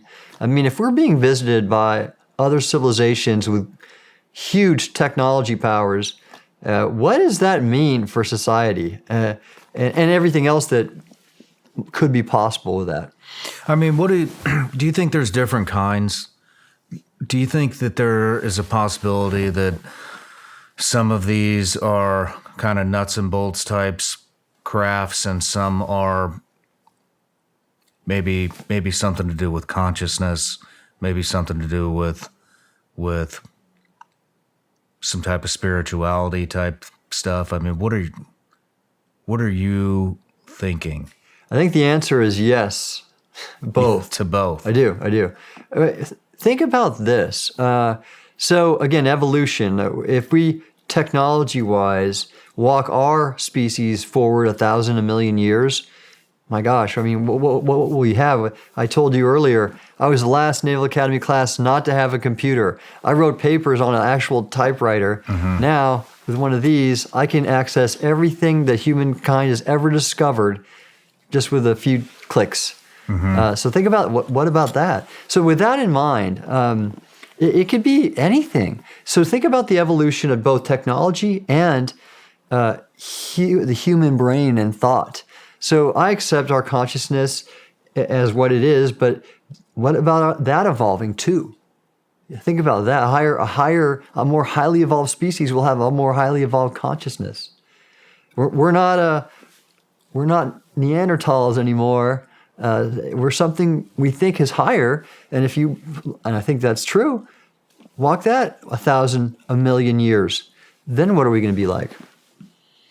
So I think that's, and Diana Pasulka does a great job looking into that consciousness aspect of it, because then you're also bordering, or you're really overlapping with religion now. And that's what she is. She's a professor of religious studies. And get this, she's terrific. She has access to the Vatican archives because of her position as a professor of religious studies. And she has gone through and looked at all this church history. And she has, in her book, American Cosmic and Encounters, and now in recent talks, she's pretty much deduced that these ascent narratives that exist in the Bible and the church history have some UAP either connection or explanation. So Diana, in her book, Encounters, and then American Cosmic, and then some of her talks later, she's looked at some of the church's history and writings from biblical scholars, and she has found that there are examples of apparitions, or what they call ascent narratives, that are indicative of actual UAP, so encounters. So for example, there's this really famous story of Saint Francis of Assisi. I believe he was the one who cared for animals, and a lot of people wear pendants with him featured on that. And the story is that he saw an angel, and the angel somehow connected to him, and he received the wounds of Christ in his hands. and there's paintings out there. There's one in the Louvre I just saw, and it shows the angel, and these beams are shooting down into his hands, and he's having that moment where he connects with this Jesus Christ and maybe his messenger. And so Diana has gone to the Vatican archives and looks up the actual story, like not what you read about in church in a sermon, but the Latin text. And this wasn't some like beautiful beatific, whatever you say, beautiful angel giving his good graces or her good graces to St. Francis. He is experiencing horrible wounds. He has pain, and he even, I think, dies from them. And he doesn't describe it as an angel. He describes it basically as what probably is a craft. And this is radiation or something. So I don't know the exact nature of it, but she clearly, in her study of this, has found instances of these visitations that are of beings, and they're not as angelic and nice as we'd like to think they are. Wow. Which way are you leaning? Do you lean more one way than the other? So again, I can just acknowledge that this is occurring. I don't know exactly what it all is. I'm open to any possibility and all of the above if that's really what's happening. I can speak to only what I know and what data I see, and that's why we need to keep moving forward with research and more universities coming on board and studying this. And me at my level, I want the national academies, who I'm on one of their boards, as well as the White House, I'm on one of their advisory committees. I want them to start taking this stuff seriously and put together the best scientists in the world to get at it. When it comes to kind of exploring the underwater stuff and coming from inside the Earth, I mean, where do we start to explore that? Well, this is what I think we should do.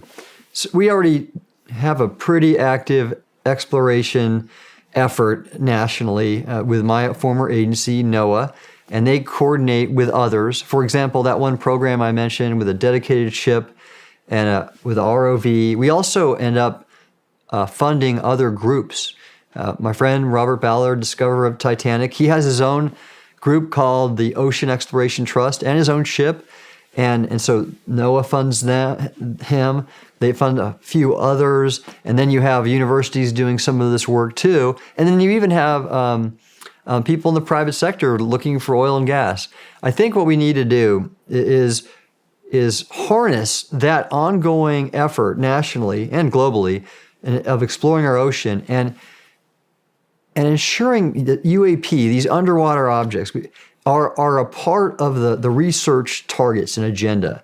Because right now, no one's looking for them really. No one considers them worthy of scientific study. So when a ship goes out, they don't say, we're going to study plankton and maybe some undersea vents, and we're going to look for UAP. They don't do that. In fact, here's a good example, and it's in this paper I wrote for the Soul Foundation. Richard Dolan, in his book, that's not yet been published, but I looked at the draft, he cites a story reported in a Navy log.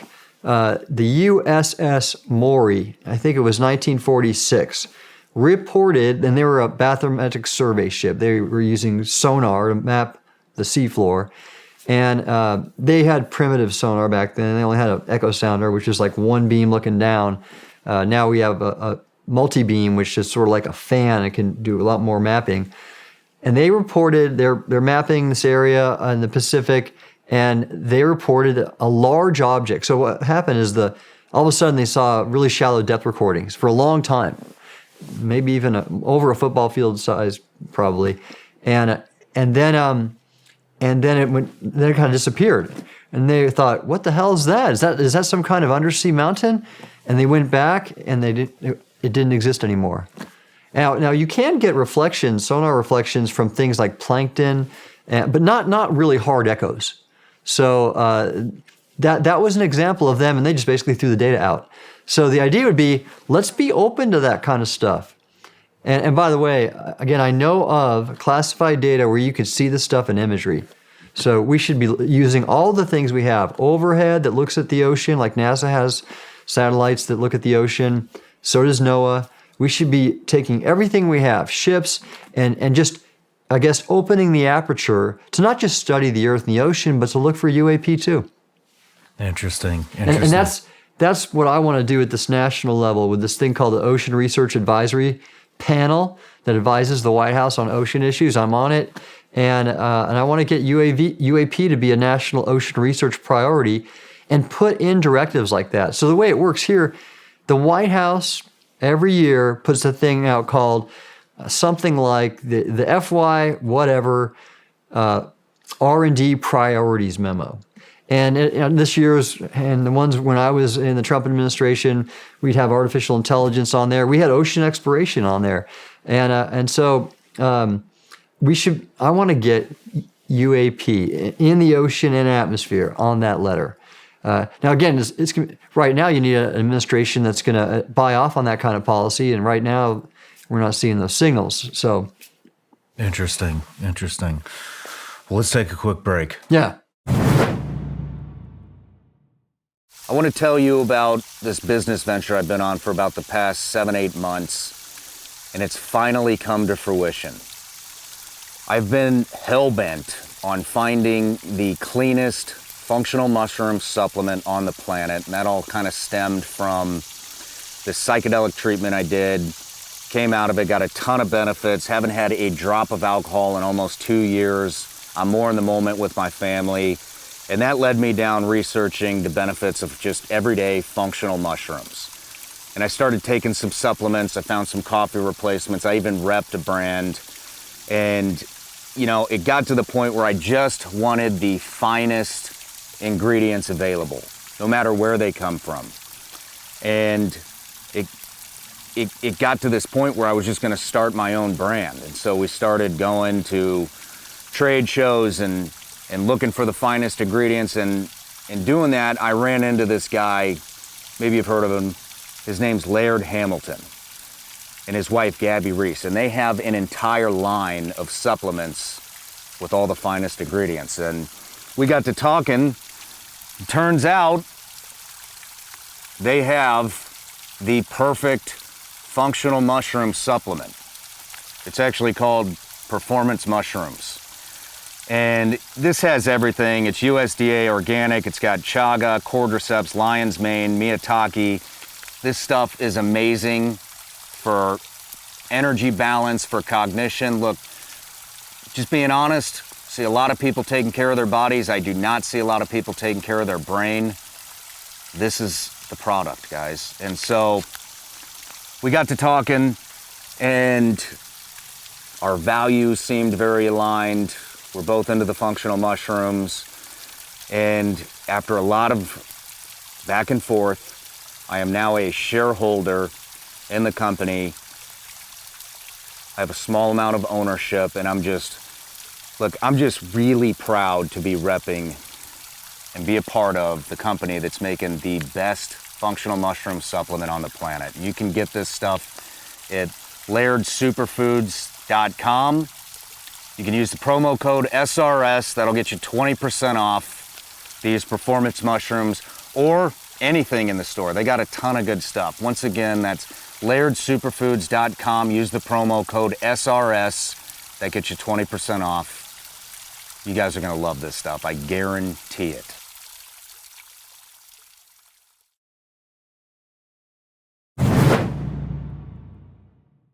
Join me and my special guest for the next behind-the-scenes experience exclusively available on Vigilance Elite Patreon. The behind-the-scenes footage is raw and uncut. This is as close to the set as you can possibly get. You can expect anything from off-topic conversations, studio tours, the final moments before the interview starts, and everything in between. The behind-the-scenes content is constantly evolving and will continue to bring you more as we grow. You can gain access for just $15 a month exclusively at Vigilance Elite Patreon. All right, Tim, we're back from the break. We were just having a little discussion about what we need to know about what's in our water space and why. And so let's just pick it up. That was a pretty interesting conversation. Let's pick it up there. Let's do it. So this is interesting. I talked about the science and technology aspect of what we could discover by looking into UAP more. That's just incredible what we could find. But then there's this maritime security aspect. And think about this. Okay, we know we're seeing objects like the USS Omaha saw an object go in the water, a UFO. I told you about these other incidents like in Canada. And then there's other reports and classified information I know of overhead imagery that have seen these things. But so if these things are basically roaming at will in our water space, what does that say about our maritime security? So think about this. Navy submarines, they are incredibly vigilant in not interacting with the bottom when they can. I told you about those 2 collisions, and other submarines and objects. They have these detailed procedures they call water space management whenever they're operating in a training area or an operational area. And they also have this protocol they call Prevention of Mutual Interference, PMI, WSM, PMI. And they are religious about it. Of course, because this will ruin your day. We've had submarine accidents in the past, like the Thresher and the Scorpion. We don't want to do that. Plus, there are nuclear reactors on board. We don't need those things contaminating the water. All sorts of reasons to do our due diligence and not having submarines inadvertently hit something. And but these things, and I mentioned that submariner who I talked about in his observation, they are roaming at will in our water space. And if we don't even know the full extent of how they're operating in the water space, how are we going to do against the Chinese in the Western Pacific, which is a matter of sooner rather than later in terms of taking Taiwan? Yeah, I think that's coming down the pipe really soon too. Yeah, absolutely is. I mean, you see what they're doing. They're preparing for a long haul. They're doing everything that you would expect them to do in terms of energy stockpiling, building coal plants, all these things that they need to be ready for if we impose sanctions against them, preventing energy supply and other trade issues like that. They're preparing for it. All the open source reports show it clearly. I don't know how we would prevent energy supply. How would we prevent energy supply? I mean, they've got the lithium mines in Afghanistan that we've abandoned. They've got lithium mines all over Mexico. They've got pretty much of Iranian oil. Iranian oil, Russian coal. Yeah. It seems like they've got that pretty much. They're going to do fine. Do you think any, let's say that does kick off. Which I don't want. Do you think we're going to see any of this new technology become exposed if that were to kick off? That's interesting because highly likely. Well, and here's what some people say, if there was that kind of technology in the hands of the government or a contractor being UAP technology, we would have already seen it on the battlefield. And I'd say that may be partially valid. First of all, from what I understand, we've not been very good at reverse engineering. We tried, but this is just from some sources. And the other aspect is that I don't know if we would have deployed it in what we've been involved with currently. That's what I was going to bring up. Yeah. I don't see an application. What would we have deployed it up against? Yeah, right, exactly. And how would it have helped? Yeah, no, certainly not in Iraq and Afghanistan. But China could be a different thing in terms of undersea capabilities. That's what's going to be very interesting. For us or for them? Undersea capabilities? Well, both, because think about this. What if they have reverse engineered something that we don't know about? Now, after I left the government, I didn't keep my clearance, so I don't know of anything. But they have, from the time I left the Navy in 2017 to now, they've surged. They've become the largest Navy in the world. That's daunting. Yeah. In a very short time. Yeah, I think it would be very interesting. I mean, I hope we don't go there, but if World War III kicks off or a China, U.S., Russia type Iran war kicks off, I mean, I think we're going to see some new technologies get unveiled. Yeah, that'll be, well, I know what's already happening, and it's not necessarily being withheld, and that's drone technology. So there's an interesting thing. Space. Huh? And space, yeah, exactly. The thing, that's a field I'm steeped in and do for my consulting is ocean drone programs, and that's really advanced in a huge way. And that's what's interesting is, okay, you asked me earlier, okay, what should be done? Well, we need to explore more of our ocean. We need to consider UAP when we explore it. But, and how are we going to do it? Well, we currently have ships, satellites, and we have a good amount of drones. A lot of companies, a lot of government agencies like mine are using different types of ocean drones to monitor and measure ocean properties. And that is just expanding rapidly. And in fact, I just read about Australia getting a very large ocean drone, a UUV, uncrewed underwater vehicle that they were able to build rapidly and are going to be fielding. So that's an area that's going to proliferate. And that can be brought to bear in looking for more undersea UAP. It should be. It's less expensive. Ship time is very costly. And the technology is rapidly advancing. And in fact, I wrote an article in the U.S. Naval Institute Proceedings about this. I said it was titled something like "Ocean Drones: A Revolution in Ocean Robots" or something. And but I kind of chronicled the history of ocean uncrewed systems. We used some targets, I think, in the 20s, surface vessels that were uncrewed for aerial targets, and then I think in the 50s. University of Washington did the first uncrewed underwater vehicle or autonomous underwater vehicle to go into the Arctic ice, and then it's just exploded after that. And right now, and regarding China, the DoD has initiated this program called Replicator, and some of my companies that I work for are going after it.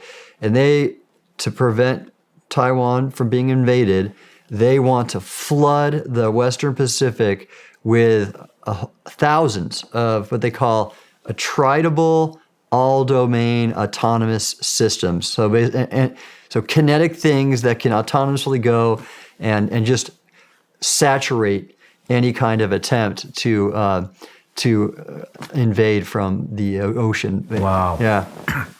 Interesting. Yeah, and that's interesting. So that's just caused all of the industry in the U.S. and elsewhere to just start scaling up big time in terms of using autonomous systems. And I think these can all be employed for looking at the ocean too in a way that will make it, again, much more less opaque as it is and hard to understand. I mean, going back to seeing maybe some technologies become unveiled, I mean, I got a couple of questions. I didn't even know how to structure these, but so I'm just going to fire them off randomly. But, you had watched, you had mentioned that you had seen the UFO whistleblower series I had. Yeah. What did you think about the gentleman that was in Antarctica as a firefighter that was talking about that neutrino laser? Yeah. You're the perfect person to ask about this. Well, unfortunately, I don't know. I wasn't tapped in or read into anything involving that. So I don't know. I don't have firsthand knowledge. But here's what I could tell you is certainly in the last few months, the more I'm learning about what has been covered up and developed, if you will, or both, I don't dismiss anything now. Mm-hmm. I'm willing to take anything at its face value, really. And like your friend Michael Herrera, what he observed, with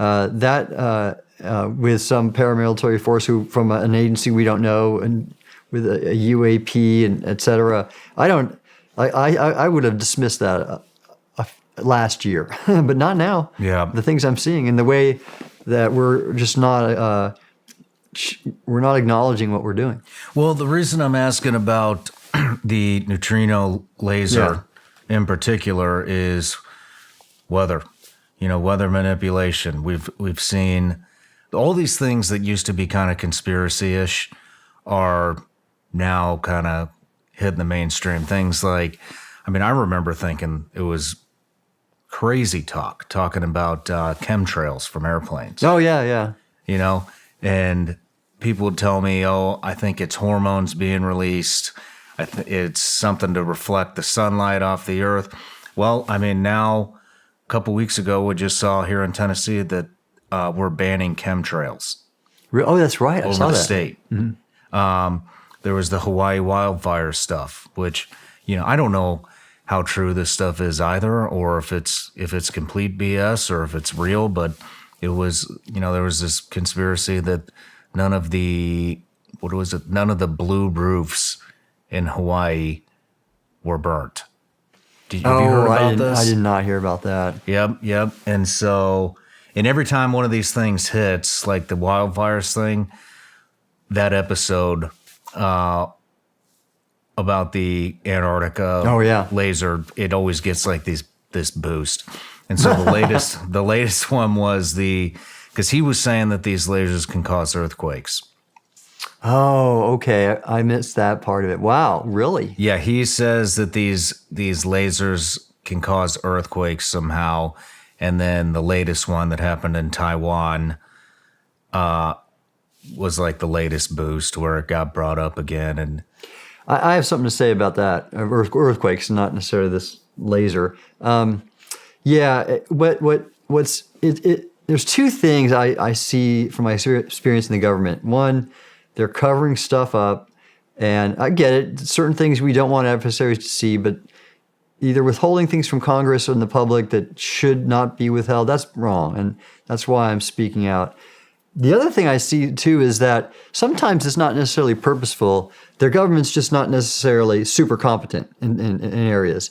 And in the case with earthquakes, so I work with a number of real innovative cutting-edge companies, and one of them has found that if you monitor the ionosphere, they call it space weather, you monitor the ionosphere, what has been shown, and people have published on this, that before a big earthquake, when plates are starting to buckle, it's basically like a giant semiconductor. You got a lot of metal and energy, and it produces in the ionosphere a super big peak in a thing called total electron count. And so the ionosphere gets all energized. And what is the ionosphere? Oh, it's a upper part of the atmosphere where you don't have, there's not really air. Okay. And so and you see so you have this electromagnetic field that gets generated, and you can see it from space with certain sensors, and you can monitor it. And in all these studies, before a big earthquake, you see these peaks in the ionosphere. I won't say it looks like the aurora borealis or northern lights, but it's kind of like that, where it's visible in data. You're seeing this before the earthquake? Before the earthquake, okay, before the earthquake. Papers have been written. If anybody's interested, they should Google earthquake precursor INSPIRE, and it inspires the acronym of a European Space Agency study on this phenomena. So I saw this company that I'm working with called Precursor, and they have this capability with satellites and other sensors to monitor this and potentially produce an earthquake early warning capability. Okay? Earthquakes cause the amount of devastation on the order of a world war. Okay? And think about the Tohoku earthquake and tsunami. So why would we not look at every possible means to warn on earthquakes? Oh, so I go to the U.S. Geological Survey and I say, hey, how about funding some R&D on this or whatever, just have a meeting. And they immediately responded categorically, no. Our policy is that earthquakes cannot be predicted. And of course, they defined prediction of having some precision with respect to time and location and magnitude. And I wanted to say, wait. Don't sit there and look at your little narrow criteria. Open your mind and think, maybe we can provide an early warning service. Hey, public, high probability of an earthquake is not zero today, or something like that. And they just refuse to look at it. And what I mean by that, my point is that there are a lot of what I think are straightforward ways we should be moving forward in certain areas, and the government is just stuck in its own little way of doing things. And this is just the case in point. So, Japan's looking into it now, and we're going after Japan. And even California, with some of their messed up politics, at least Northern California is looking into possibly working with us in this company to do some prototyping, if you will. Interesting. And Yeah. the government just blew it off. Oh yeah, We don't want to warn anybody no, that there's an no. earthquake coming. We're all seismologists. We're not going to think outside the box. Here's another analogy to that thinking is so weather forecasting. When you look at the damage of a hurricane, also on the order of a war, it is important that we provide good predictions, and we do actually. Now we're really good at weather forecasting. We can days in advance, multiple days in advance, sometimes even a week. We can have a very accurate understanding of what a hurricane's going to do. There's areas to improve, but still, compared to the last 50 years, we're doing great. Why is that? Well, we became multidisciplinary. We decided to take ocean observations and learn how they heat up the atmosphere, possibly like the Gulf Stream, and contribute to things like hurricane intensification. And then we also added some components about the ice. And so we started looking at the whole Earth as a system rather than just the weather or the atmosphere, knowing that's really what's going on. And so I've asked the USGS, why don't you think about the Earth system and not just your little rocks in the crust, but the whole thing? And they just refused to do it. Man. I mean, what do you know about weather manipulation? Yeah, that's something I have studied. They call it geoengineering, and it's physically possible.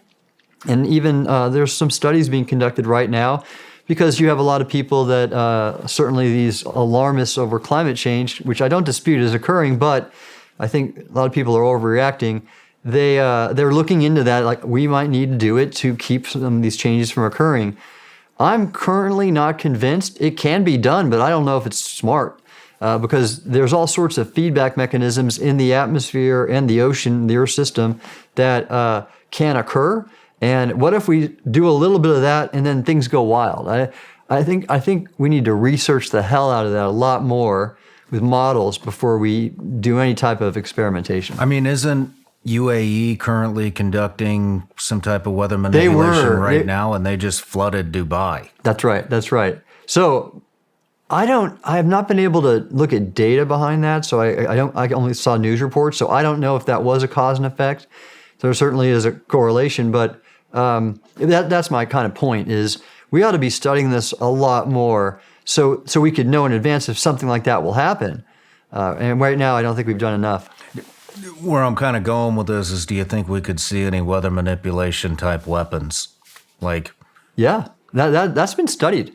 It has. Oh, yeah. What has been studied? The Air Force did this a while ago, using weather modification as a weapon, which when you look at what a typhoon can do, that can certainly be an advantage in the Western Pacific with Taiwan. Roll a typhoon into an attempted Chinese invasion, and that it'll be just like what happened to Japan when I think it was Kublai Khan tried to invade twice. And the kamikaze, the great wind, tore through the armada and took out the Mongols. Do you know about that? Man, I don't. Oh, this is my field of study. So I don't remember the year, but Japan was twice threatened with an invasion by the Mongols. And I thought one of the Khans, I don't remember which one. And both times a typhoon rolled through the regions. I think it was near maybe Okinawa, I don't know where, but wiped them out. And so they gave a name for that typhoon, the phenomena. They called it the great or the divine wind. That's what kamikaze means, divine wind. Interesting. Yeah, and also there's all sorts of history if you want to go into that, the environment and weather. Sir Francis Drake and the Spanish Armada, another storm wiped out the Spanish Armada when they tried to invade England, and he got very lucky with that one. And then you go to World War II, we caught the Germans off guard in Normandy because we had better weather forecasts. If you look at weather kind of goes from west to east, and you want observations upwind, and all the observation networks that we had were in the U.S., Canada, and so the Allies had a good upwind observation network, and the Germans didn't. And what happened is the Germans saw the forecast and thought, there's no way they're going to invade today. It's too rough. So actually, I think Rommel was in charge of that defending force, and he went to Paris to celebrate his wife's birthday. And he wasn't even there. And what happened is Eisenhower had planned for one day, June, might have been 4th, and the weather was going to be too bad, and they called it off, and he wasn't sure when they'd do it again because it was about the tides and the moon and the obstacles on the beach that the UDTs, your predecessors, had to remove. And then there was a weather window, and we realized it would be good on June 6th, a short time we could do it. And we knew that, and the Germans didn't, and we caught them off guard. Wow. Big part of the invasion success story. I did not know that. Well, how long ago did we start looking into weather manipulation? Well, I don't remember the history exactly, but I know the Air Force did that after World War II. And I don't know too much of the science behind it because it seems to me that the scale would be really large in terms of cost. And then again, there's so much uncertainty in the Earth system in terms of predicting it that, again, I think you just need to research the hell out of that before you do anything. Yeah.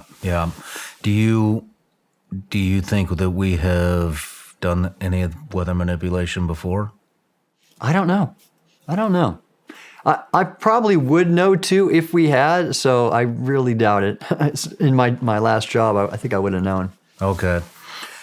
Another thing that's coming up, and I'm hoping to get this gentleman on the show as well, is these energy weapons. Directed energy weapons. That's taking off for sure. Yeah.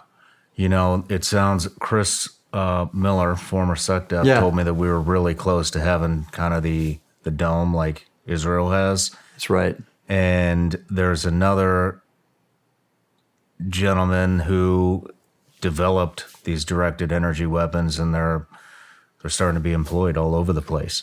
We're putting lasers. We put a laser on a ship, a destroyer, I believe. In my mind, we haven't done that fast enough. Do you think where I'm going with this is the retrieval program? Yeah. How are these things crashing? And do you think that maybe we might be? I mean, it seems. So here's an interesting thing. Maybe a little over. I mean, here's what the crash phenomenon is interesting because some people think, if they're so advanced, how do they mess up? And there's a couple ways to address that. One is, well, maybe statistically, they're maybe coming here so frequently that, and statistically, there might be some kind of component failure, or it's going to happen. The law of averages, if you will. But that's one way. Another, in Diana's book, Diana Pasulka Encounters, she interviews this NASA engineer. I think he was a contractor, so not a federal employee, and he calls them donations. That possibly they're doing this on purpose to help advance our society or something. Give us little breadcrumbs, if you will, technology breadcrumbs to assist. I don't know the veracity of that, but I just know that's what she puts in her book. So that's an interesting aspect of it. Very interesting. Very interesting. So we were talking about a underwater terrain feature off the coast of California that some may speculate there may be an underwater UAP base there. What were you speaking of? Well, so this book I refer to, Preston Dennett is the author. It's even in the title, something like USOs and Alien Undersea Base or something. I don't remember the exact title. But so he interviewed all these eyewitnesses of different types of UAP activity in SoCal. And this has also appeared in a few shows, one of them like UFO Witness, I believe, with Ben Hansen, where and a few others where they anchored off this feature.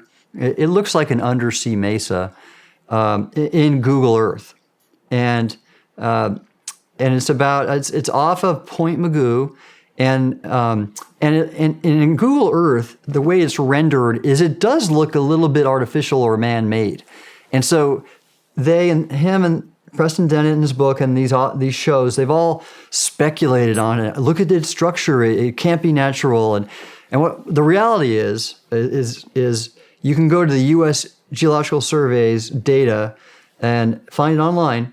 And then you can look at the real feature, and it is entirely natural. You can it's not as weird as it looks in Google Earth, because Google Earth does some filtering. And in fact, there's also some talk in different areas around the world. One is in Antarctica, or off Antarctica in the Southern Ocean, that have these very linear features in Google Earth. They kind of stand out, and some people have thought, oh my gosh, that's alien infrastructure. And I just have to dismiss all that, because you just have to understand the source of the data.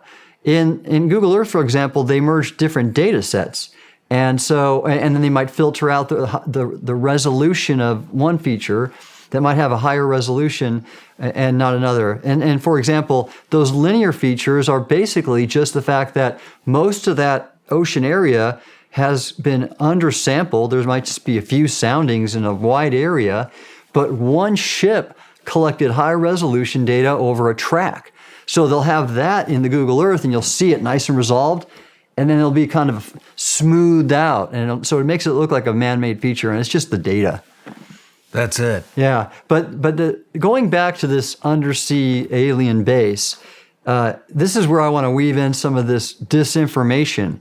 And by who, the government possibly, I don't know, but there was a point in time this year where I was having some public discussions about the possibility of USOs interacting with the seabed and wanting to then go and do bathymetric surveys to search for those types of interactions. And I even found a feature off SoCal that might just be that. I can't explain it. It's part of this kind of ridge, underwater ridge, that a section's been carved out of it as it appears, and it's been moved horizontally 2 kilometers. It's a big clump of rocks. Normally, when you get these things like landslides in the ocean, they're called turbidity flows.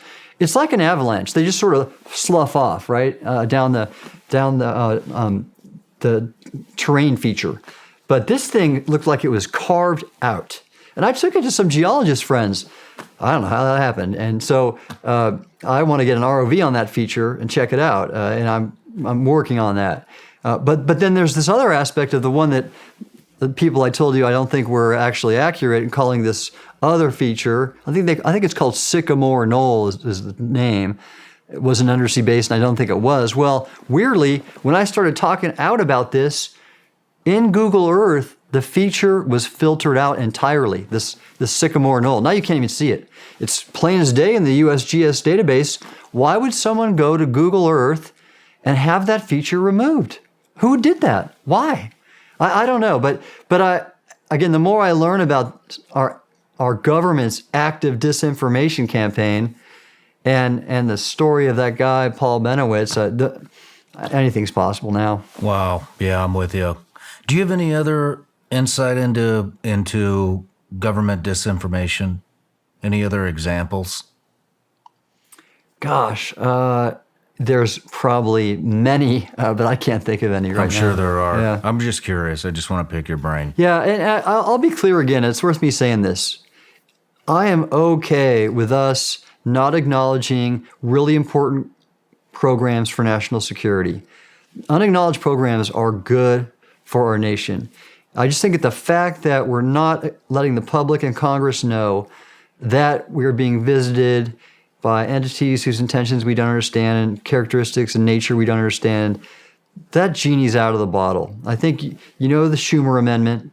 This is what was drafted last year and was almost passed, including words like technology of unknown origin, non-human intelligence, and what was the UAP? All of those are in that bill multiple times, that draft. And the fact that got into draft legislation means it's there. There's something there. And we know that because I know some of the people who briefed the Hill. And even though it wasn't passed in the final NDA, most of that stuff was stripped out. Like I said, it's out there now. We have to reconcile this and really inform our public to do the right thing for our nation's security. Do you think we've had communications with non-human intelligence? I'm sure of it. Just based on all this data and everything we're talking about, what do you think here. those communications would look like? I don't know. But I mean, actually, if you look at Diana Pasulka's book again, Encounters, this one former NASA engineer, he called the crashes that were retrieved donations. That's a form of communication right there. So I don't know the nature of the communication and who was doing the communicating, but I am pretty sure from what I've seen from my sources, very sure, highly, that's occurred.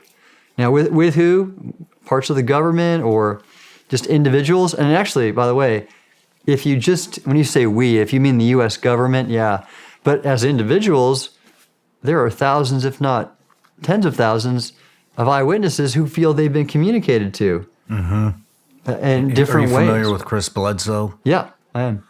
What do you think about that? Well, I'm not qualified to comment on any of the validity of what he reports, but he's not alone in what he's reported. There's many people who have had encounters.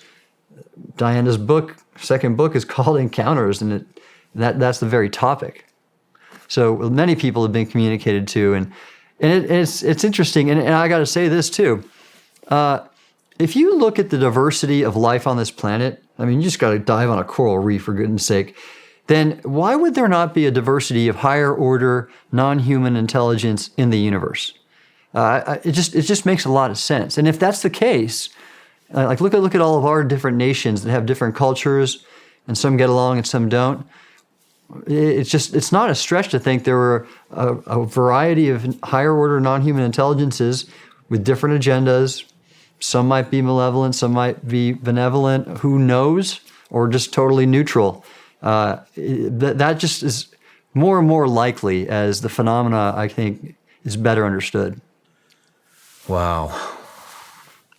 Well, Tim, what's next for you? I know you got a book on leadership coming up that's going to be released at the end of the year. I do. Well, thanks for asking about it. So from my time in the Navy, and you served as a SEAL, I was blessed to be given some great role models in leadership. And then I was given opportunities to lead, and I came to this agency, NOAA, with that. And this is a big part of what I do now. I mentor everybody who asks me to do it, and I want to bring up that next generation. People were so good to me in my career. They carried me along the way. It's just the right thing to do to pay forward what was done for me. And my book is written for that purpose, to provide my leadership examples and lessons, if you will, from what I learned in the Navy and applied at NOAA, a scientific agency.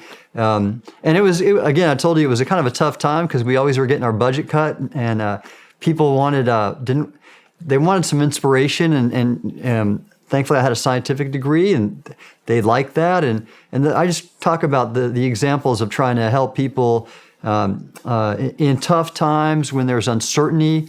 And so I provide a lot of stories. And the best leadership books to me are telling stories. I think Admiral McRaven's books are fantastic. They do that. I don't like preachy books that are pedantic and kind of just tell you how to be. I don't need to be told how to be. I'm kind of at the tail end of my career. What I want to do is just share insights. And so I have some fun stories to relate. One of them is, have you ever heard of Miranda Cosgrove? I haven't. She was the star of the Nickelodeon show iCarly. And so she's also at one point was the highest paid child actress ever, or something. And so I know of her because my youngest daughter, had watched her show 24/7. It seemed like while she was growing up, and I never really liked the show because the character was really snotty and precocious. But I had the opportunity to represent my agency at an event on the Hill. A big event recognizing this thing that we were in charge of called the Marine Mammal Protection Act. One of our jobs was to help protect whales, save the whales. And so I wanted to go to this event and represent us in a good way. That was my job, to be the face, to be a champion for what we did. And I will go, and I met with a couple congressmen, and then I met with her. And I remember thinking, I wasn't sure I wanted to meet her because her character is so awful.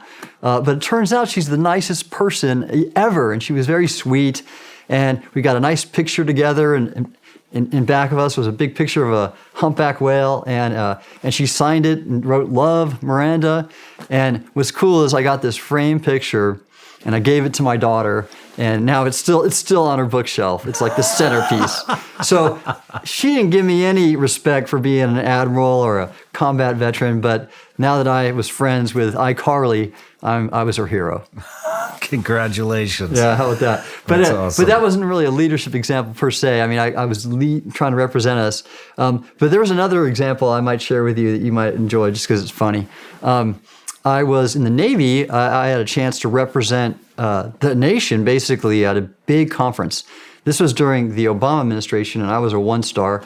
And the conference was called the Our Ocean Conference, and the State Department hosted it. It was downtown. And I got to lead a panel on illegal fishing. I talked about that earlier, and what a problem it was back then in 2016. It's even worse now, with China is again the main culprit.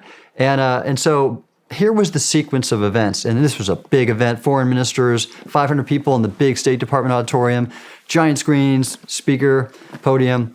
So the first person to get up and talk was then Secretary of State John Kerry. He talks. The second person to talk was President Obama. He gets and talks. Actually, he's a good speaker. Again, I'm not a fan of his politics, but he's a very charismatic speaker. And then the next person to get up and talk was Leonardo. And it's funny because here he is. He's a great actor. And when he got up there and gave a speech on the ocean conservation work he was doing, he just read it.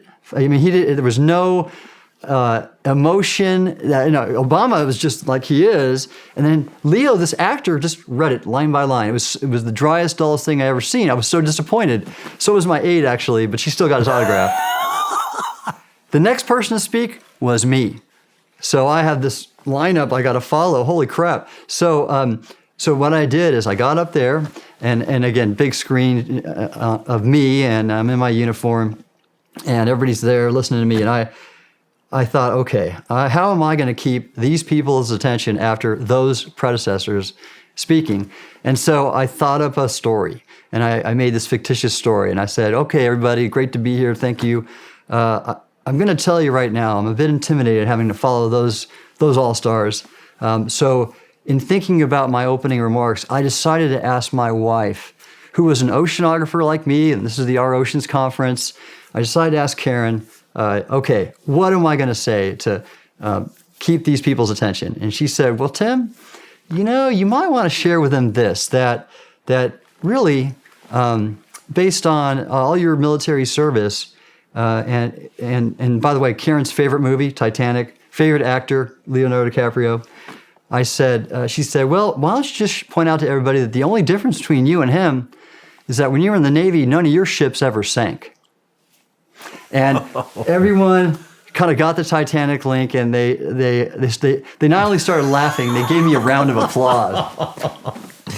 Man, that's a good one. So that a lot of leadership. Yeah, well, there you go. You get it. It takes a while to sink in, but a lot of leadership is that kind of thing where you kind of have to diffuse the tension, and you have to go big. You kind of have to go on the big stage and represent your people, and don't be afraid to do that.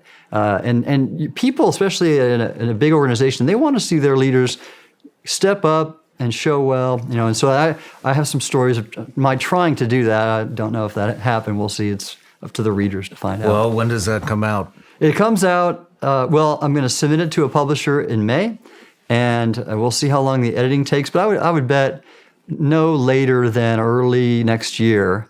And again, because it was a little shaky, it's called Holding Fast in Heavy Seas, Leading America's Top Ocean Agency in Turbulent Times. We'll see where it goes. Well, I can't wait to get a copy of that, and I want to wish you the best of luck. And when that does come out, maybe we'll reconnect again. Hey, I'm up for a part 2 or 3 or what have you. Perfect. Thank you, Shawn. Well, Tim, I really appreciate your time today and coming and having this conversation with us about UAPs and underwater stuff, and always, it's just always fascinating stuff to talk about, and I really appreciate it. Wish you the best of luck. Thank you, Shawn. It's great to be here.